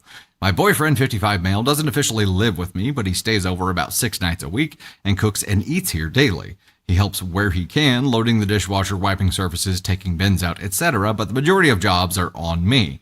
When he came over after work, he brought ingredients to cook dinner. Admittedly, has been a little twitchy about the kitchen. I followed him around with a sponge, picked up dropped food, rinsed the sink, hand-washed utensils, and wiped counters as he cooked, which annoyed him. The moment that really set him off was when I turned a pepper grinder upright after he'd left it upside down, leaving the pepper on the counter. He snapped and said I was being passive-aggressive, making him feel incompetent, and that his nice gesture wasn't appreciated. I apologized and explained I just wanted to keep the kitchen nice for a while, but he was still irritated. When we sat down to eat, He asked why I looked annoyed. I said I just felt like no one respected how hard I worked to get things clean. He blew up and threatened to go home, saying he wouldn't cook for me again. He and my daughter have both been rolling their eyes as he cooked and saying things like, "Oh God, mom's on about the cleaning again," which made me feel dismissed. I said I didn't expect everyone else to deep clean, but some acknowledgement of why I might want to keep it nice would go a long way. Instead, he told me I was controlling and that no one wants to be around me when I'm like this. Later that night, when I got up to bed, I found the sink full of food scraps, the hob covered in sauce platters, and dirty dishes left on the side. I don't know if it was just because of the argument, but after being made to feel like I was the problem, it really felt like the final straw. So, am I the astronaut? I genuinely can't tell. I gotta read this part again. Sink full of food scraps. So they made a mess on purpose? Or didn't clean it up on purpose. Okay. Let's go ahead and read that. Edited to add, I think I might be the asshole because my partner is generally very kind and helpful and emotionally intelligent, yet despite this, is still telling me that my behavior while he was cooking was unacceptable and intolerable. At the time, I felt that I was justified in wanting the work I had done to stay intact just for a short while. I really found it difficult to understand why he couldn't see my point of view, but his feelings were so strong about the situation and he was so angry and upset with my behavior that I genuinely don't know whether I was the asshole for being so pedantic about the cleaning. He told me that the next time I have done deep cleaning, he doesn't want to come over to the house because I make everybody feel like they can't touch anything afterwards. This is where it is unclear to me whether my behavior is acceptable or not. I feel that the situation could have been easily diffused with a little recognition of how much effort I had put into and understanding that I might want to keep on top of it so that I can enjoy my clean space for a while. My partner feels very differently about it, so I truly don't know if I'm the asshole or not. Top comments. ESH. I know you just cleaned, but people can't cook with someone following behind them cleaning like you were. The biggest problem is that you have another adult living there who is not equally contributing. You didn't mention it, so it doesn't sound like your 14-year-old is helping either. It's time that you give your kid some responsibilities and tell your boyfriend to either start spending more time at his place or start at least cleaning after himself when he cooks. OP's response, you have an absolutely valid point about my teenager. She is currently in a very difficult phase behaviorally and with her mental health because she's a teenager. And I am admittedly really struggling with some of the behaviors. I would love for her to help me out more, but at present, all of my focus is going into the battle of trying to get her to attend regular education. I asked her to keep on top of her own bedroom, but I don't currently enforce any formal chores on her outside of please don't actively trash what I just cleaned. This is entirely on me. I guess I'm picking my battles a bit at the moment. That's important. We will revisit. ESH, the next comment says, when he came over after work, quoting OP here, he brought ingredients to cook dinner. Admittedly, I was being a little twitchy about the kitchen. I followed him around with the sponge, picked up dropped food, rinsed the sink, hand-washed utensils, and wiped counters as he cooked. JFC, have mercy. That sounds annoying as hell. I'd have snapped too. That said, he probably was passive-aggressive back by leaving a mess on purpose. May I suggest the next time you let him cook and then you two clean up together afterward? Also, if he's there 6 nights a week and cooks and eats there, he basically is living with you. OP's response, thank you for putting this perspective forward. It's exactly the element I'm struggling with, so it's good to hear from unbiased third parties. The only defense I can offer for my over-the-top reaction to his cooking last night was that I didn't want to have to get back up after dinner and clean again. In my head, knowing that he is a pretty messy cook, he's a professional chef by trade, so he's very used to having kitchen porters and infinite quantities of cookware. I just wanted to tackle it as we went along so that I could relax for the rest of the night. I totally take your point, though. Okay, let's talk about this. Man, OP seems fried. Like, with the work and, like, being mentally exhausting, teenager being mentally exhausting, not knowing that your boyfriend lives with you or not. I don't know, it sounds mentally exhausting. But she was probably being over the top. Or OP was probably being over the top the way she was going behind him cleaning.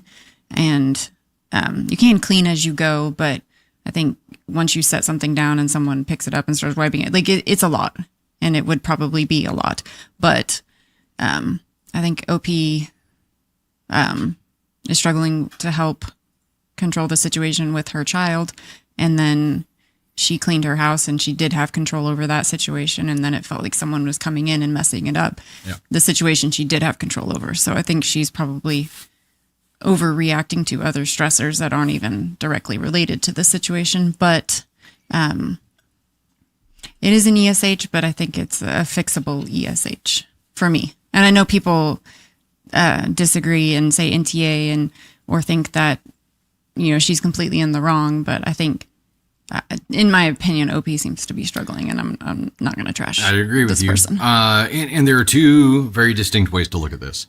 There's one that says, let's go on technicality. This is her space. She has the right to want to keep it clean. That's what she was doing. She didn't do anything wrong. She's NTA. Looking at specifics, sure. Mm-hmm. Here's the other side of it. And to start this off, I want to ask, do you care about being right more or finding a peaceful solution more? Okay? Because the other option is the right solution here. I mean, not solution, it's the right answer where you're right, and you can then validate yourself to drive a point home further, which is just going to engage in more battle because he has a strong feeling about this too, which means that he's got some kind of past coming into this as well, where he has felt helicoptered and didn't respond well. So keep that in mind. You have two issues here, OP. One is being able to communicate your isms to the people around you who it affects. And I had to learn this the hard way as well.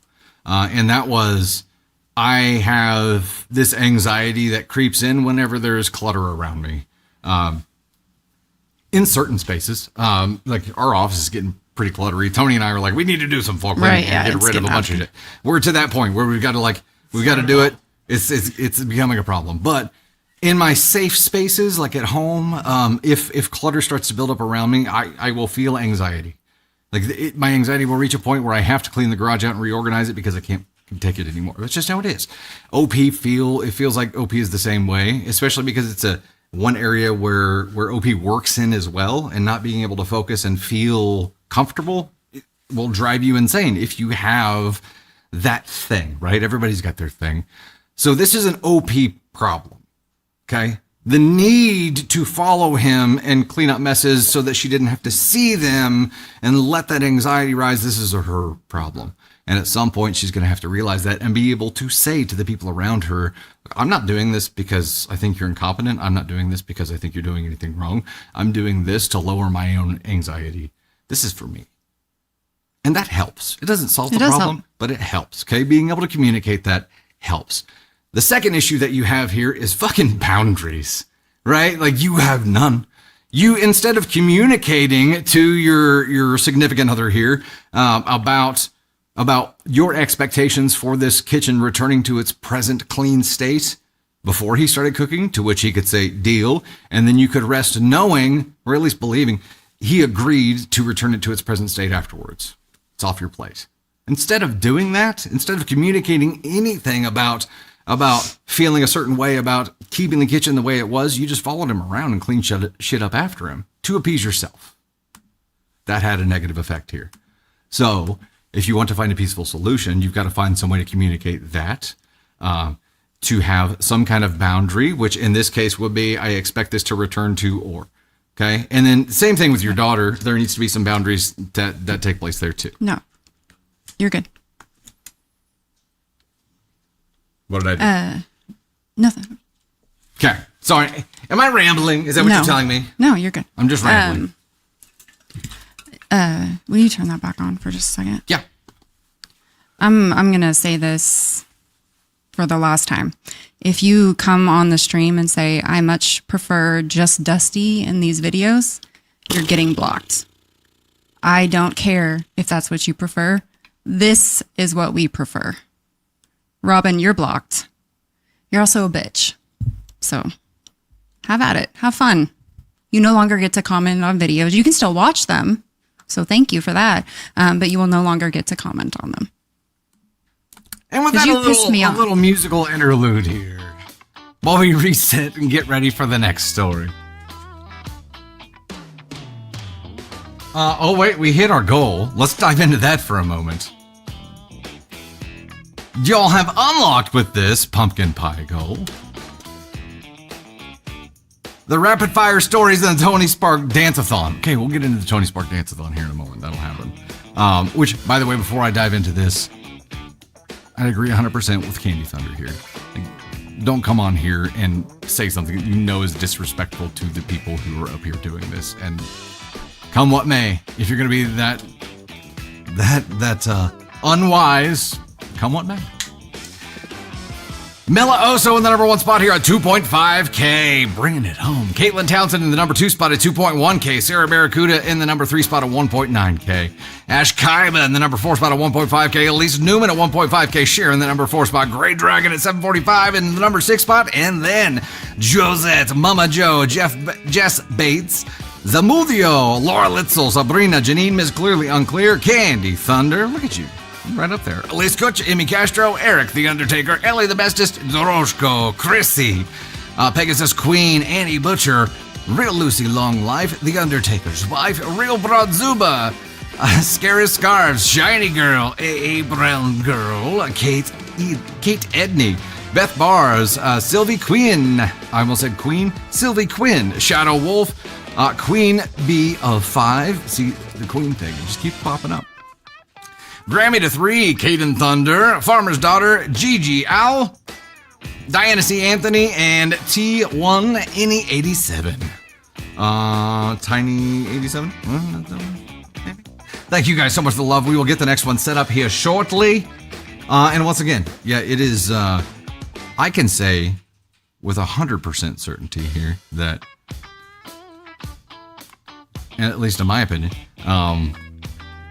the product that we push out is 100% better with Candy Thunder's input, and I enjoy doing this 100% more with her at my side here. And it's not just me; it's Caden, or if Tony gives their feedback, and it's easier for Dusty to have someone here in the passenger seat helping mod, helping do things by his side. This is what we as a team prefer. One more way to tag team. It's not just this one person. I mean, we see it on YouTube, we see it on TikTok videos, we see it, and we block because I'd rather have less followers than have people that are shitty. And that's just the motto that we live by. That's what we want as online creators. But we've seen it multiple times in the past month, and those people have always been blocked, but today I'm like, enough.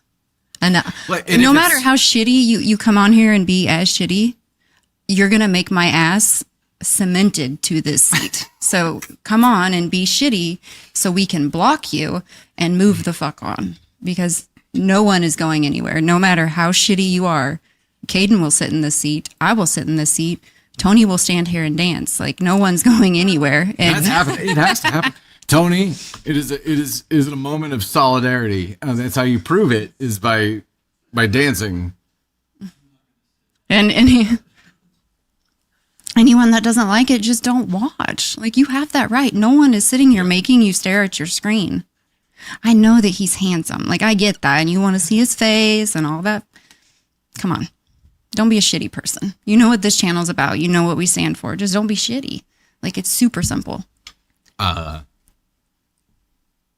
very cute. I married up, so if this is a split screen situation, the aesthetic quality goes up when Candy Thunder's on here. So I mean, what do you do?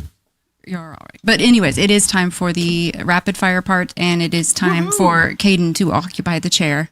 I'm not leaving because of the person. I do feel like I need to be safe. This is the scheduled part. This is the scheduled time for Caden to come in. But so, and that is most of the reason that I did call this out. So, but new segment happening, and I think that was the perfect segment for Caden to jump in on. Agreed. Also, for his one-liners are gonna be great for this. Banshee dropping the 5 on the YouTube side says, "Long live the Queen, Candy Thunder."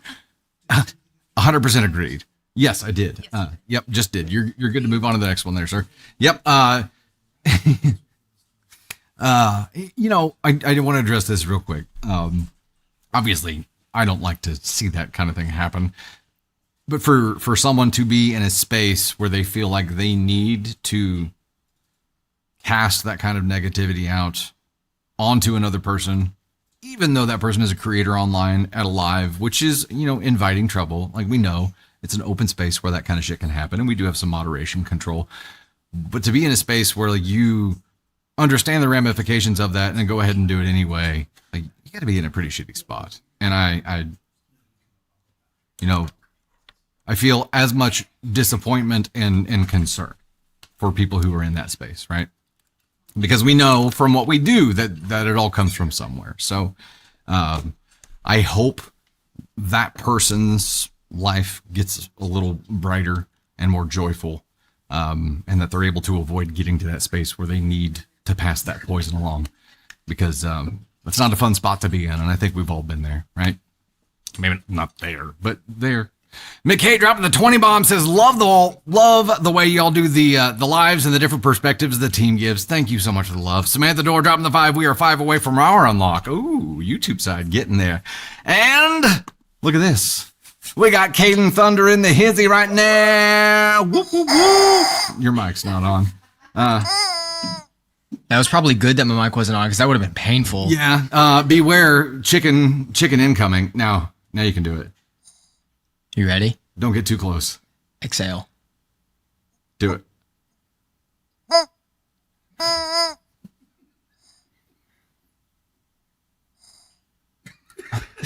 It's the inhale that gets me.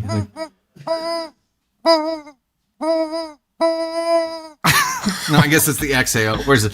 Just like Jenny dropped the 5s. I love the Dusty Thunder team. Thank you so much.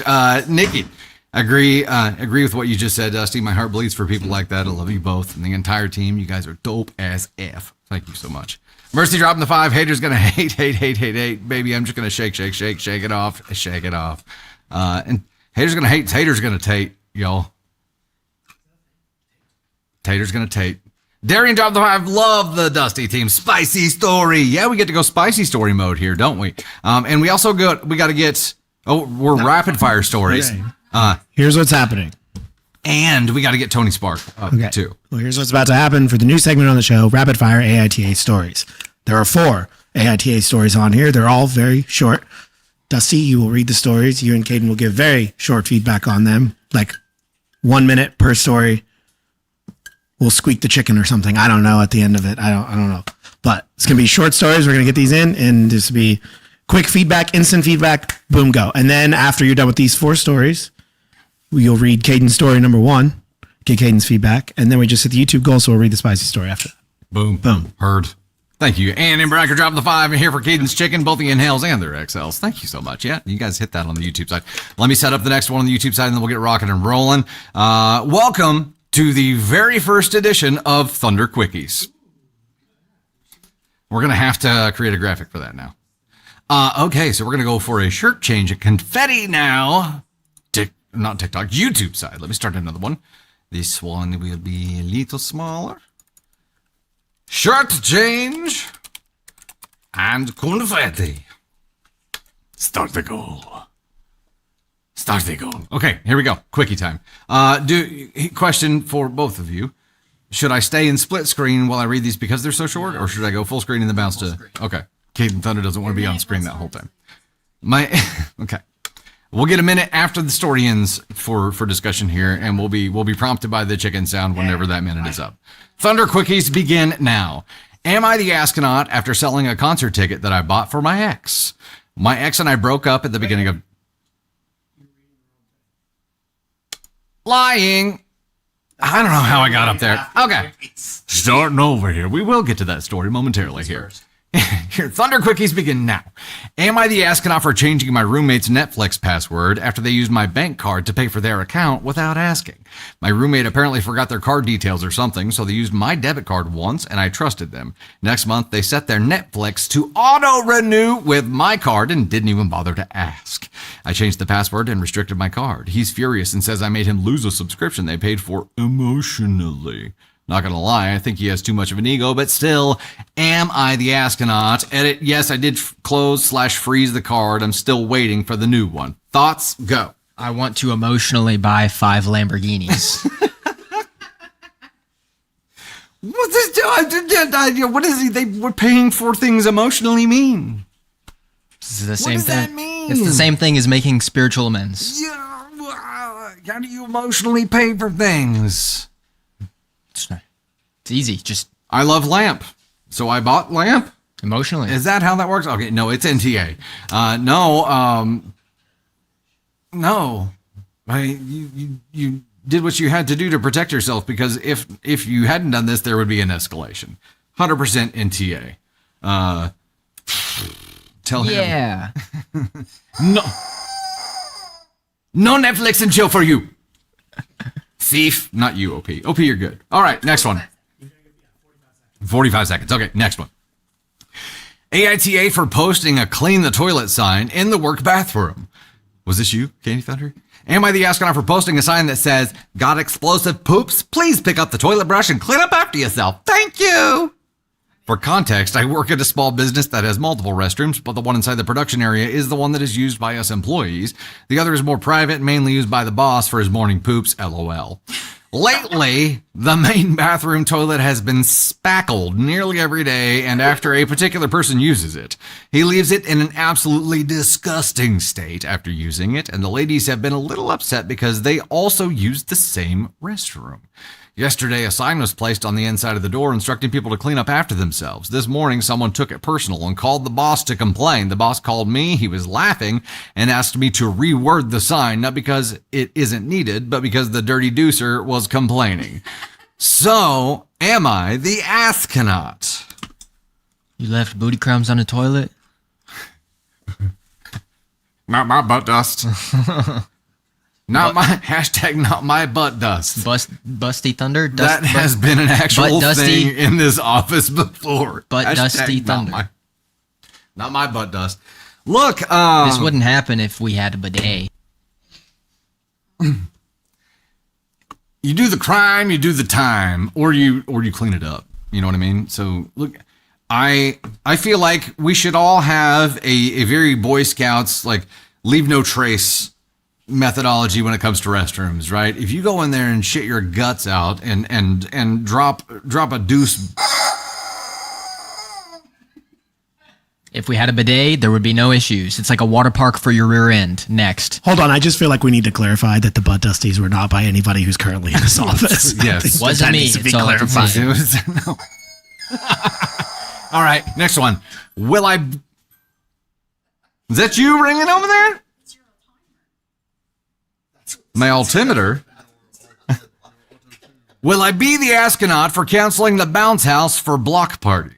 The other day, I saw a post on our local community Facebook page that they were having a block party for Halloween on October 25th, Saturday. They were looking for people to help and contribute and also join the fun. I was excited to meet neighbors and for my kids to meet other local kids. I decided I would sponsor a bounce house. The weather's predicted to rain all day Saturday, so the block party neighbors had decided to change the date to October 30th, which falls on a Thursday.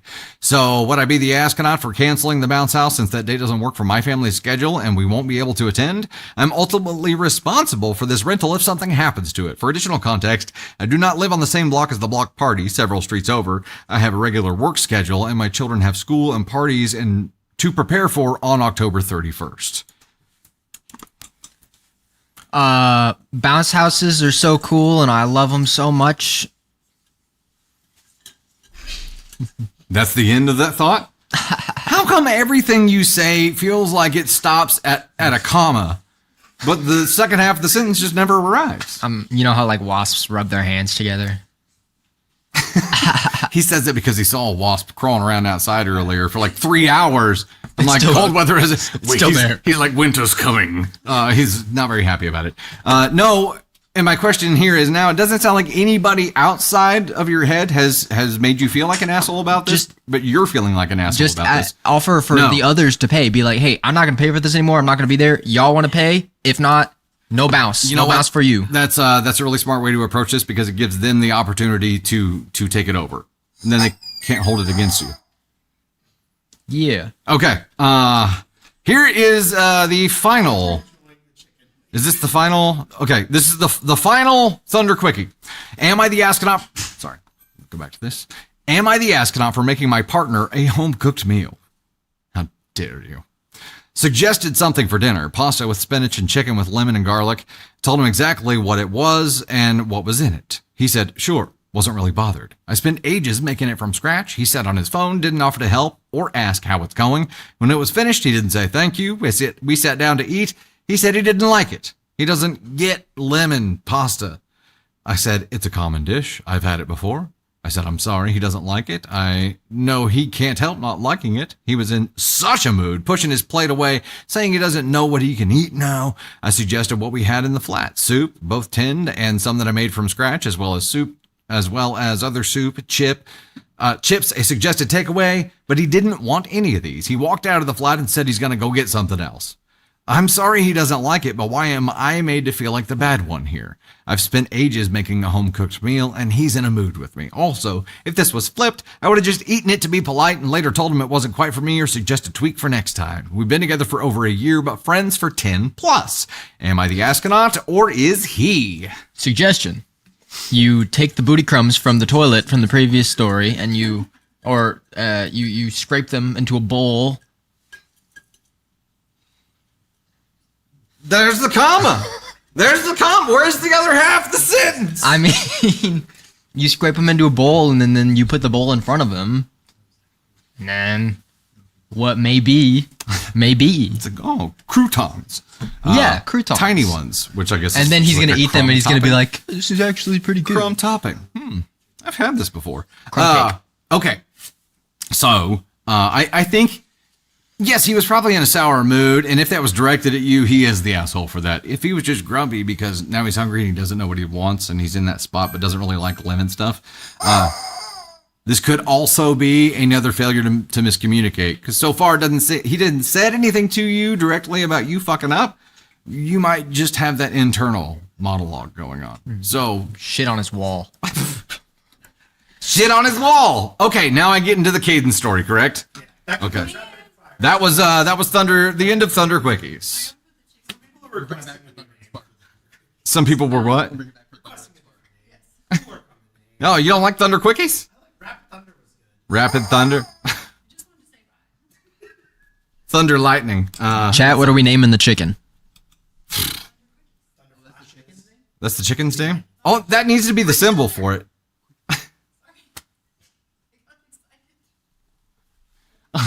Let me see the chicken, please. Because coming up with a name for the chicken will come up with a name for the segment. That's just how it will go. He made a little noise when I got him. He's like, oh. You quick thunder? Is that what you're saying? Clucky. There's something there. What the clock? Yeah. It's something that has to infer that it's fast though, or short. You know what I mean?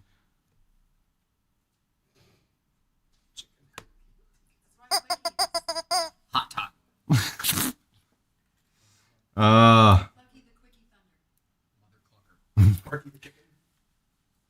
Also, you can't call them Thunder Quickies, Mercy says. Thunder, you can't do it. It's so good. It's so good. Thunder Cluck. I mean, there's something there, but we gotta come up with a name for it. But Clucky's Electro Quickie. Thunder Nuggets does sound good. That may be pretty good. I mean, Clucky's mouth makes me uncomfortable. I don't know. It's very like something about it just doesn't vibe.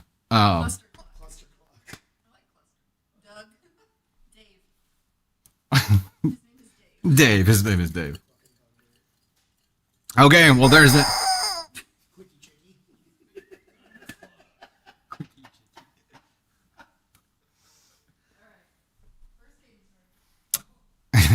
All right, here we go. Caden story number 1 begins now. Am I the astronaut after selling a concert ticket that I bought for my ex? Deja vu? Have we read this story before? I'm kidding. This is one I accidentally read the title for earlier when I went to the wrong part of the document. Am I the astronaut after selling a concert ticket that I bought for my ex? Tony, would you mind starting a poll for us, sir? See, you guys are getting some good titles out there. Oh, mercy. Understood. Okay, we don't, or do we want to summon book talk? I don't know. I don't think summoning book talk is the problem here. Okay, Skyla, you already have tater thoughts. Why not Thunder Nuggets? Yeah, Thunder Nuggets. That might be the one. We'll have to think about it some more. But yeah, popcorn thunder. Like Randy breast. Randy breast. Like a chicken. Like a chicken breast. Okay. Oh my goodness. Nuggies. Thunder Nuggies. That might be it. Did you do a poll, sir? Okay. 25 seconds. We're getting there. Angie, that's wild.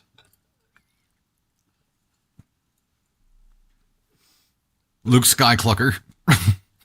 We'd have to give him a lightsaber for that. He's wearing a lei and a grass skirt. Like, it's very Hawaiian chicken themed. That may come into this also. And he's got a sunburn and sunglasses. Yeah, let me see him again. Yeah, got to kind of keep his appearance in mind here. The poll results are in. It was overwhelmingly NTA 87%. Okay. With ESH at 6%. And the rest are not above 3. Okay. Yeah, it kind of is like hey for Moana. You're right. All right. Am I the Astronaut for selling a concert ticket that I bought for my ex? I'm sorry. It's Am I the Astronaut after selling a concert ticket, but that I bought for my ex. Words be hardened right now. My ex and I broke up at the beginning of July. It was a very sad situation as we had been together for a long time, had a home together, pets, etc., but we had decided that we were going to remain friends. A couple of weeks later, my favorite band announced a show in our city. She had also come to really like this band over the course of our 4 years together. The tickets were going on sale while I was on a family trip where I would have little to no cell service. She said that she would go ahead and buy them for us to go together as friends. I texted her reminding her when the tickets went on sale, as this band sells out very quickly. After about an hour of not hearing from her, I started attempting to buy them myself and luckily had a small window where I had enough service to get tickets for us to go together.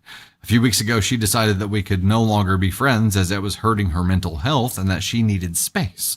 I respected her wishes, and the only communication that I had with her was very professional as we were still sorting out paperwork for the house that we had together. The last time I talked to her was 8 days before the concert about an update on the house.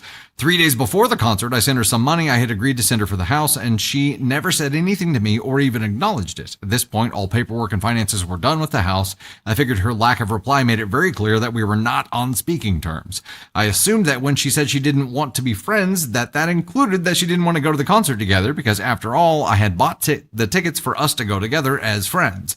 She also never texted me to ask about the tickets, offered to buy one from me, asked me to send it to her, nothing. I told a friend of mine that I had an extra ticket because my ex and I were planning on going together, but that didn't work out, so we went to the show. 15 minutes before the show start time, I get a call from my ex. I don't answer, and she sends me a text saying that I have her ticket. I've already been at the show since doors. I don't have the ticket anymore.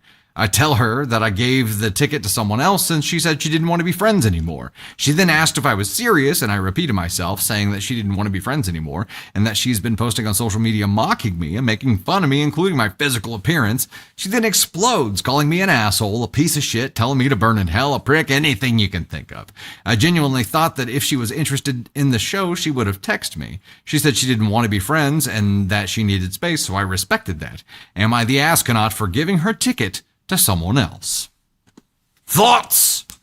Isn't that what friends with benefits means? No friends, no benefits. Benefits being the concert tickets. None of them. I don't get those. I think you can have friends that have concert ticket benefits without being officially friends with benefits. Normally, friends with benefits means other kinds of benefits. What about friends with concert benefits? And in this case, I mean, like, look, if you... Friends with merch. Yeah. Like, if you are friends with what's a type of chef? Like a pastry chef? If you're friends with a pastry chef and he's making you a cake and then you decide you don't want to be friends with him anymore and you don't talk to him for weeks, and then the day of when you're supposed to have the cake, you're like, where's my cake? And he's like, I ate it. You can't, like, tell him to go to hell because he ate your cake. because that wasn't your cake. That was his cake, and he ate it. And those were his benefits. It's his cake, and he ate it too. Yeah. So you can't get his benefits. The way you say it, make it sound like she's trying to marry him for healthcare or something. Well, it's a similar situation. Half of me thinks that she forgot until. But it seems like she was like texting him like after she had already been in line for quite some time. She hadn't been in line. Well, no, but I'm saying it seemed like it because it was 15 minutes before show starts. Yeah. And so he'd been there since door. Either she forgot or she had another ticket, or she thought she had another ticket and she screwed herself out of that one too. I half of me thinks that's the case, and maybe it was last minute. Maybe she had no intention of going. She just wanted to take a jab at you, because needing space for mental health is one thing. Using that space and time to bully you online is another. Yeah. Like, who the fuck do you think you are to talk shit on me online and then think that I'm still going to give you a ticket to a concert so that we can go together to this concert? Who the fuck is you? Not somebody who gets benefits. Exactly. Definitely not. Oh. Hear me, chat. Hear me. There is no benefits to him being friends with her or to giving her a concert ticket. And plus, like, he even, I mean, had she texted him earlier, he might have even given it to her, or at least offered to like sell it to her or something, but she didn't, because he didn't even seem closed off to the idea of giving it to her if she actually wanted it, but she didn't mention it until like you can't like get your plate out and your fork out and go to a restaurant that closed 5 years ago and then expect them to make you some food when it was closed 5 years ago. Very solid analogy. And there was no commas on that one. You brought it all the way home. Good job. Good job. Okay. Am I on to Caden's story 2 here? Oh, wait. YouTube unlocked Spicy Story. So we'll go. Do you want me to do Spicy Story or Caden Thunder story first? I think it's Caden number 2 because I don't think I'm doing the spicy. Spicy Story will be Candy Thunder. Okay, we'll do Caden story number 2, and then we'll do the Spicy Story that you guys unlocked on the YouTube side. I don't got the facilities for that. We'll do that with Candy Thunder. He's afraid of how many commas will become, will be a thing there. He may get all the way to a semicolon. Huh? Your groove voice. Yep. The groove voice came out. I can't do it like that. You can't. I can't do it on command. Bopper. Gru comes out. Elise dropping the 5. Chicken named Meteor, like meteorologist, and Peter. And then you call it the forecast to get a quick story, like a quick brief of the weather. We've got a lot of really good ideas to go through here. There was also Nancy dropped the 2 and said chicken name idea teriyaki. Green Dragon dropped 2, said Clucky Thunder Parm. We got a lot of good stuff to go for. Clucky likes them. Clucky likes them. Okay. Caden story number 2. Here we go. We are rocking. Am I the astronaut for not telling my partner the end of the movie, even though I knew it would upset them? Am I the astronaut for not telling my partner the end of a movie, even though I knew it would upset them? Warning, major spoilers for the movie Us from 2019 and minor spoilers for the movie Prisoners 2013 included in this story. If you do not want to hear spoilers, earmuffs. Earmuffs for not telling them. Yeah, am I the astronaut for not telling my partner the end of the movie that I knew would upset them? Or even though I knew it would upset them. So it's like... why didn't you warn me? I assume that's the situation that we're in here. I don't know. I honestly don't know how I'd feel about that. I feel like I had to tell Candy Thunder what happened in the movie Up. Not Us, but Up. She pops up. She still hasn't watched the whole thing because she knows what's going to happen.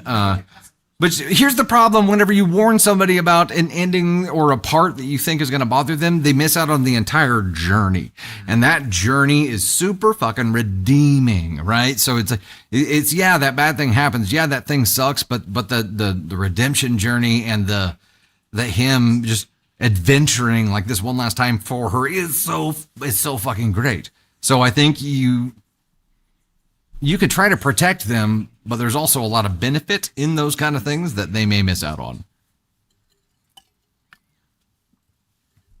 They wait for that part and miss everything else. That's true, Ellie the Bestest. Yeah, if you tell them that, it's like knowing the day you're going to die. You couldn't help but have that context and have it affect everything that you see and hear on the way. All right, here we go. Me and my partner love movies and make an effort to watch a film together when we can. Last week, we watched the movie Prisoners. The plot of Prisoners is that 2 little girls are abducted and their parents attempt to find them and their kidnapper. We both enjoyed it, but they said the movie upset them quite a bit. I don't know that I could watch something like that. A couple days ago, we decided to watch the movie Us. I had already seen the film before, but my partner hadn't. The major twist at the very end of the movie is that remember, spoiler alert, protagonist was taken as a child by a replica of themselves, who then took their place and lived as them until adulthood. We began watching. The first scene is of the protagonist as a child wandering off by themselves at night on the beach. My partner turned to me and asked if she was going to be kidnapped or killed since they didn't want to watch another film about a little girl getting abducted. I told them no, as to not reveal the end to them, and we continued the film as normal. After finishing the movie, I asked if my partner enjoyed it. They said yes, but were also upset by the ending, but mostly by me as I didn't tell them. I said that I didn't want to spoil it for them and thought it'd be okay since the rest of the film was void of references to kidnapping or anything similar. They told me that it didn't matter and that they were pissed at me for not telling them. They then went to bed and didn't speak to me for the rest of the night. Am I the astronaut? It's not just not telling them and not warning them. If there's a direct question, you put yourself in a position to have to lie, which is way different than not warning someone. You know what I mean? Like lying and not warning somebody are 2 very different things. So is it? I don't know. It was a direct ask for a spoiler, and maybe that's a lie. Maybe there. Caden Thunder says he would lie. I have a unique perspective on this because okay, what I watch on YouTube primarily is like movie and TV show reaction channels. So I love seeing people react to those moments. Like, that's what I choose to watch all the time. So when I'm watching a movie with somebody, like if I was watching Us with somebody who didn't know the ending of Us, and they asked like, this doesn't happen, right? I'd be like, no. And then I would be so entertained by the shock on their faces. And does that make me an astronaut? Perhaps it does. But at the same time, at least I'm an honest one. Wait. Here's the best part of the interaction with Caden, is that he would lie to them, and then as that moment was approaching, he would turn from the screen and just be staring at them like this. I have no. I have the exact face I would make. Have you seen that movie with Nick Cage and Pedro Pascal, where they're driving in the car and Pedro looks at him and goes, "Yeah, that's the face I would make as like the scene was happening." Okay, so but like you can't ruin the movie for like just because somebody asks me to, like, you know. There was a comma and he filled the second half of the sentence with so yeah, there wasn't just a hanging comma there. So I think you have 2 different issues. You're not the astronaut for not spoiling the movie. You probably are the astronaut to your partner for lying, which is a different thing. There is an escalation there. And again, I think the fork in the road here is are you wanting to explore the technicalities of being right and wrong? Or do you want to find a way to communicate through this and find a solution together and find common ground and move forward and grow and blah, blah, blah? Which way are you interested in? Because there are options both ways here. You could argue this and say, I did it to protect the integrity of the journey and the experience. You could do that. And then you would have to kind of own it and say, moving forward, I will continue to do that. Or you can have it out about doing that, and now there's a new focus for a fight, right? The other side of it is that you own up to it, and you're like, yeah, I was trying not to spoil it, but I understand that I had to lie, and I'm sorry for that, and I will not do that again. But I really hate spoiling movies for you, so please don't ask me that. You know what I mean? You can find some. You can give and take a lot bit here. He'd be like, oh, you should have told me about that movie. It traumatized me. And be like, oh, I'm sorry. You want a fruit cup? I got ones with peaches and Jell-O. Millions of peaches. I got about 3 left in my fridge right now. Millions I eat those of things. peaches. I eat those things Peaches like for crazy. Peaches come from a can. They were put there by a man. Anybody It wasn't else? me. The 90s kid just takes right off. Okay, so Who are you? is it an NTA? It's an NTA for Caden Thunder here. We can go I ahead would and say so. that. I would say NTA. So it's an NTA. I feel like you've got Or like you got to make some choices. like a faint asshole. A faint asshole? Just like a translucent one. I feel like that would make things difficult. It's still, I mean, maybe, but Is it like the old clear phones? You've probably never seen one of those. I don't know what you're talking about, unfortunately. Ladies and gentlemen, that concludes our Caden Thunder portion of the show tonight. Let's go ahead and give him a round of applause. We do have a spicy story to get into. We're going to bring Tater up for that. There we go. The sound of the chicken marks the end. The chicken's excited for Tater. Chicken and taters. Chicken and taters, precious. Transparent. Yeah. Yeah. We get Tater back and we get the spicy story here. Ladies and gentlemen, we're at 7-15 YouTube side. We ask ourselves every day how Caden Thunder is not Candy Thunder's biological son, because it's wild. The sense of humor is very, very similar. We both vacate the chair the same exact way. Do you? It's like you have to jump for your life and hope you make it. Because it's a very tall chair. I think for the standing desk to work out for me, I'm 6'1", so it's higher. So you just have to jump down and hope for the best. It's higher. It's probably 6 inches higher than normal counter height. So we had to get a taller stool, and it's quite a ways off the ground. So it's not like you can just put a leg down and you're good. It's like a unicycle. I need steps. We need to just put some steps right next to it. Yeah, like the ones that like a. Like a what? I lost my thoughts. They just vacated my brain. See, Like the Caden flip Thunder, love down. you, dude. A running board. Like A running board, that comes okay. out when you like start the car. Okay. It's very fancy. Yeah. Tony's She truck. wants the electronic steps that come out from underneath the chair and go back. When I turn off my mic, the steps come out. There you go. Okay, spicy story It's brilliant. number 1. All right, here we go, ladies and gentlemen. It's time for this. Let's get into a spicy story. Get some antacids. You're gonna need them. Every year, my boyfriend, 21 male, and I, 22 female, go on a break because he doesn't know what he wants. I'm sorry, what? Let me read that again in case your brain didn't accept that the same way my brain rejected that. Every year, my boyfriend, 21 male, and I, 22 female, go on a break because he doesn't know what he wants. So you have an annual vacation and you just break up for it? Yeah, that's the obvious first question. How do you keep letting him come back? My boyfriend and I have been together for 5 years. We've also been great together, and there's no one else in the world I would rather be with. We make each other laugh. We like the same things. We have our own hobbies, so we don't drive each other crazy, and we've been through so much as a couple.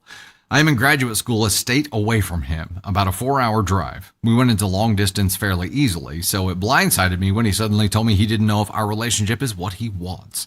He's always struggled with a fear of commitment, so I've tried to support him though by trying to not pressure him into moving forward. Problem is that every year for the last 3 years, he's gone through a struggle with wanting to be with me. He wants to take a break from our relationship and be separate for a while, which I've agreed to the last 2 years. Every year so far, he's come back to me saying he was being stupid and he regrets ever being on a break. We talk things through and move forward. I thought after last year we'd be done with it, but today he gave me the same speech he's always given me about wanting a break and wanting space. I put us on the break this time because I didn't want to beg him to stay with me. Oh, okay, so it was OP's choice this time. I'm blindsided by this whole thing, and so I'm confused about where it comes from. And I'm so confused about where it comes from. We're so great for 90% of the year, and then the end of March comes around, and he freaks out and wants to break up with me. He said he loves me and always will, but he doesn't know what he wants. If he comes back again, do I take him back? I don't know what to do. Okay, before we get into relevant comments and shit, can we just address the fact that it happens at the end of March every fucking year? Can we just go ahead and like remove the wool from OP's eyes and try to just be like, babe, either somebody's going on a spring break trip, somebody's going on an annual vacation, and this is the time of year he wants to cheat on you. And you know what? What a gentleman, because he doesn't cheat on you. He breaks up with you temporarily and then afterward does the same shit and comes crawling back and is like, baby, I'm so sorry. You're the only one for me. I never. But now you've got a pattern, and it should be pretty fucking easy to call this what it is. How has this not occurred to OP? Okay, top and relevant comments here. Oh, you have a thought? No, I would just say the one way to make him know what he really wants is to say, if you do this again, I will not take you back. Boundary. I mean, I wouldn't take him back anyways, because clearly something is going on if it's the same fucking time every single year. Stop. Just stop. Just don't take him back. What do you think? It doesn't work like that. What are you thinking, OP? Top and relevant comments. Sounds fishy to me. Always around the same time. I wouldn't put up with it. 3 years in a row he's done this. You deserve to be with someone who loves you no matter what. 2, always the same timing. He's up to something. Some trip, event, regular visit home by his ex, something he's not admitting. Anyway, this whole setup is BS. You've been together since you're kids. You've changed, grown, and in my humble opinion, probably grown apart. Most teen relationships time out when you get to college. This one has lasted longer than most, but still is, again, in my humble opinion, overdue to end anyway. And off and on relationships never end well. OP says this time of year is when he gets really busy and overwhelmed with school.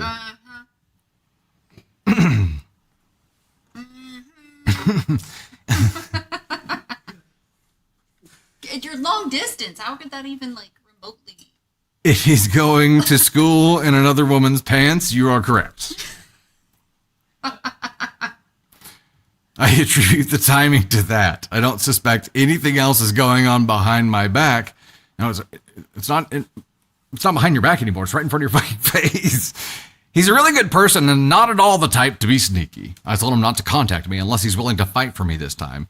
I would feel really stupid if I had wasted 5 years. It's the sunk cost fallacy driving all of this. Comment 3, overwhelmed with school. Ha ha, ha ha, ha ha, ha. Oh, wait, you're serious. Let me laugh even harder. 2 words, spring break. Let's talk about this for a second.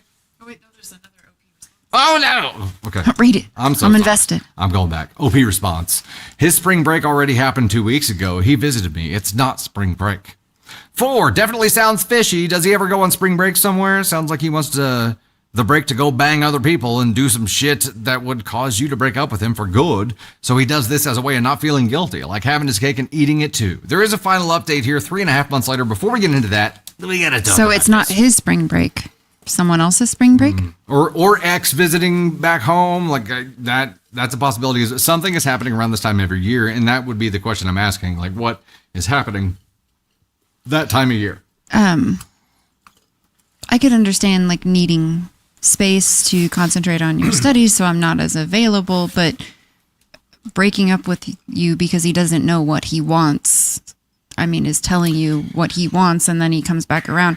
I feel like they're long distance though. She could give him the space he needs because it's already fucking there. So what is he needing to make it He doesn't want to be attached. Okay. That's the only logical solution. So if you can't fill in the blanks, boyfriend, not boyfriend, then they're going to be filled in for you. So everyone has to assume that it's someone else. He's got no other reasonable explanation other than he's stressed. Let's entertain one thing for a second here. And I did want to go back up and read this comment because Dark Lord of All, I do agree. And I've heard Candy Thunder say this before too. We accept the love we think we deserve. Absolutely. So OP, I get it. I understand why you're seeing through the rose-tinted glasses that you are. And maybe deep down you do know what this is. But you said something, OP, about him being really stressed this time of year. Stress sends people into old patterns, sends them into destructive behaviors if they don't deal with it well. Like stress can drive people to feel generally trapped. And if that's a thing for OP and OP really does have a commitment issue, that could trigger something right then. Let me put it this way. While stress may be driving the issue, I would strongly suspect that there is something physical going on here. Maybe it's something else that he's doing that he would feel guilty being attached to you and doing. Maybe there's something else. I don't know what the thing is, but you're being lied to. Right. And there's some behavior that he is ashamed of, but not quite ashamed enough of to confess. So there has to be this like a Charlemagnean kind of confession here. Maybe he'll get a note from the heavens that will allow it to be explained. I don't think OP, like, even if you stay together, he comes back, you get together, you guys graduate college, you get married, you're always going to wonder why. Like, you're always going to have this question in the back of your mind about how he could leave you. And it's, at this point, it's already hurt your relationship. It's already done damage because you're expendable. He can dump you on a whim and then turn around and want to be back together with you. And I feel like that kind of trust in love and in relationships is not easy to fix because it makes you feel less than. And that goes to like what you were talking about, like you accept the love you think you deserve. So stop allowing this to be what you think you deserve, because that's not a relationship. That's someone choosing one day to be with you and one day not. And what that does to your emotional stability and to your mental health is not good, and it's going to hurt you. Agreed. And if you can't admit to yourself the strong likelihood that something physical is going on, at least admit to yourself that to your point, Cranium here, which I love the way you put it, if abandoning you is how he handles stress every time, what happens if you get sick or something happens to your kids? Like, if this is how he handles stress, do you want to be married to that for the rest of your life? And right now you're looking at the past 5 years and saying, I would feel stupid having wasted 5 years. Would you feel better about wasting 50? That's exactly what I was going to say. That's in front of you. The 5's behind you. So waste 5 years or your entire life. Yeah. Choose, because this man clearly can't handle any decisions. No, I would make this the last time and be like, sorry, you missed out. Right. And he may try to claw back for 6 months and then we'll eventually give up. Or a year. Come next March. It won't matter anyway, right? What's he going to do when they're out of school? Heck, I don't know. Yeah. All right, let's find out because I'm excited. Oh, yeah, there is the update. I'm so sorry. I was getting ready to end the stream. Okay. What? Let me go back down here. Yeah, I was getting ready to wrap it up because we're at 5:03. You gotta go up, baby. You went past I scrolled everywhere that I wasn't supposed to. Okay, here we go. Final update 3.5 months later. Every year, my boyfriend, 21 male, and I, 22 female, go on a break because he doesn't know what he wants. It's been about 4 months since my first post, and I thought I'd post an update. Looking back on this post, I can't believe what a difference 4 months has made. After posting it, I read my own words and realized the relationship was over. I was making excuses for him and justifying staying miserable in the relationship because I just loved him so much. We had a talk when I visited my hometown and broke up. We both were emotional, but knew it was for the best, and I was content thinking we were going to spend time being single and discovering who we are as individuals after being so close for so long. Unfortunately, that wasn't the case. I found out he had been cheating for at least the last couple of months before telling me he wanted another break. He began officially dating the new girl about 3 days after we broke up, and he moved in with her after a couple of months of dating. He has always been super resistant to commitments before, so that came as a shock. My self-esteem took a huge hit. Now things are different. I discover new things about myself every day. I spend time with my friends who make me feel loved and important, and I'm truly happy for the first time in a long time. At first, I wanted to start dating again, and I told myself I was ready, but the truth is that there's so much I don't know about myself yet, and I want to get to know me before I focus on another relationship. Anyway, thank you to the people who commented and let me know that something was going on. As obvious as it was to them, I was completely blindsided. I'm just grateful to be out of that situation, and I'm excited for what's ahead. Top and relevant comments here. 1, awesome that you're putting yourself first and moving on happily. I'm sorry he was cheating. That's tough. OP says, I'm telling myself it was something that had to happen for me to finally have a reason to get over him. Another comment here. Congratulations. I truly believe you'll be way happier than him, if not already. It takes a lot of strength to go through the self-discovery process, and I think you still have some more revelations about your ex-boyfriend/relationship that you're going to discover. I know you said your self-esteem took a hit when he moved in with his next girlfriend, but it won't be sunshine and rainbows like you think it will. First, if he cheated on her with you, he will cheat on her, and that is the opposite. First, if he cheated on you with her, he will cheat on her, and that is the opposite of commitment. Second, their relationship is already showing signs that it's an unhealthy one. Ergo, the relationship is moving way too fast if they already have moved in together. I think you would fully understand and have a revelation about this when you go into your next relationship when you're ready. It also sounds like he doesn't know how to be single. He just jumped from one relationship to another instantly. This is where you have the hugest one-up on him because you're starting to discover how you can love yourself without any validation from anyone else. And that is a powerful thing because the more you love yourself, the more confident you are and the more people you attract because of it. So own it and enjoy it. Pretty inspiring stuff. Glad to hear you're in a great place in your life and taking the time to get to know yourself. A relationship can be a great addition to our lives, but if it's filling a void, we're doing it wrong.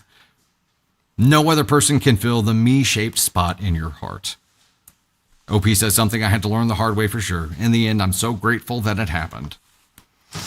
And fuck this guy. And fuck anybody that does that to someone else. Like, he just toyed with her emotions.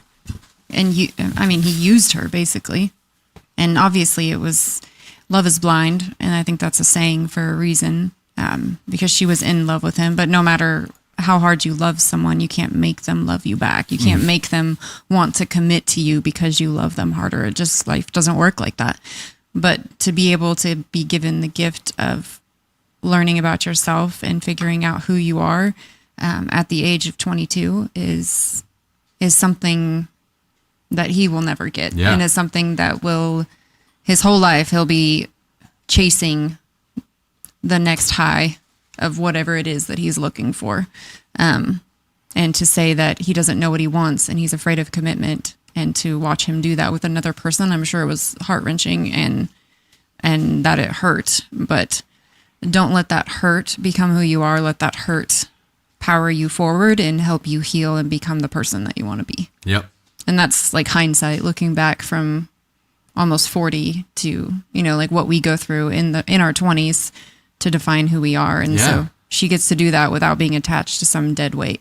Yeah, and you make a great point because I read the ages, but it never really sunk in. To be where she is at 22 is huge. Like, it's so much earlier than most of us learned our lessons and finally settled about who we are. Yeah. I do want to challenge one thing I want to challenge OP on and everyone on is that there is this thought process of I want to get to know me before. I want to find myself and be solid in who I am and do my self-work before finding someone, before opening myself up to someone, before being with someone. And I think the best way to approach this is I want to get to know myself for this person. I want to get to know myself while I'm opening myself up to another person and growing with another person. It's not a prerequisite. It's something that should never end. So, Right. So you saying before is kind of like saying I will never, because that self-discovery and learning yourself is a never-ending journey. It has to keep going. So don't let your need to try to finish that process keep you from being open to love. But there is a need to know yourself well enough to be able to be in a relationship, to be happy enough with yourself to Agreed. be in Oh, I a agree. relationship. Because if you are trying to, like there was one commenter said, if you are trying to fill a void, you're never going to fill that void because no other person can fill that I void. agree. And- Only you can make yourself happy. Anything else is just in excess to that. And that moment, I think when you learn that as a human being is like when the doors open on yourself, like you understand yourself in a way that's empowering. And I hope that she finds that. And so, like you said, you never stop learning about yourself and who you are as a person. And that always grows. That can always change.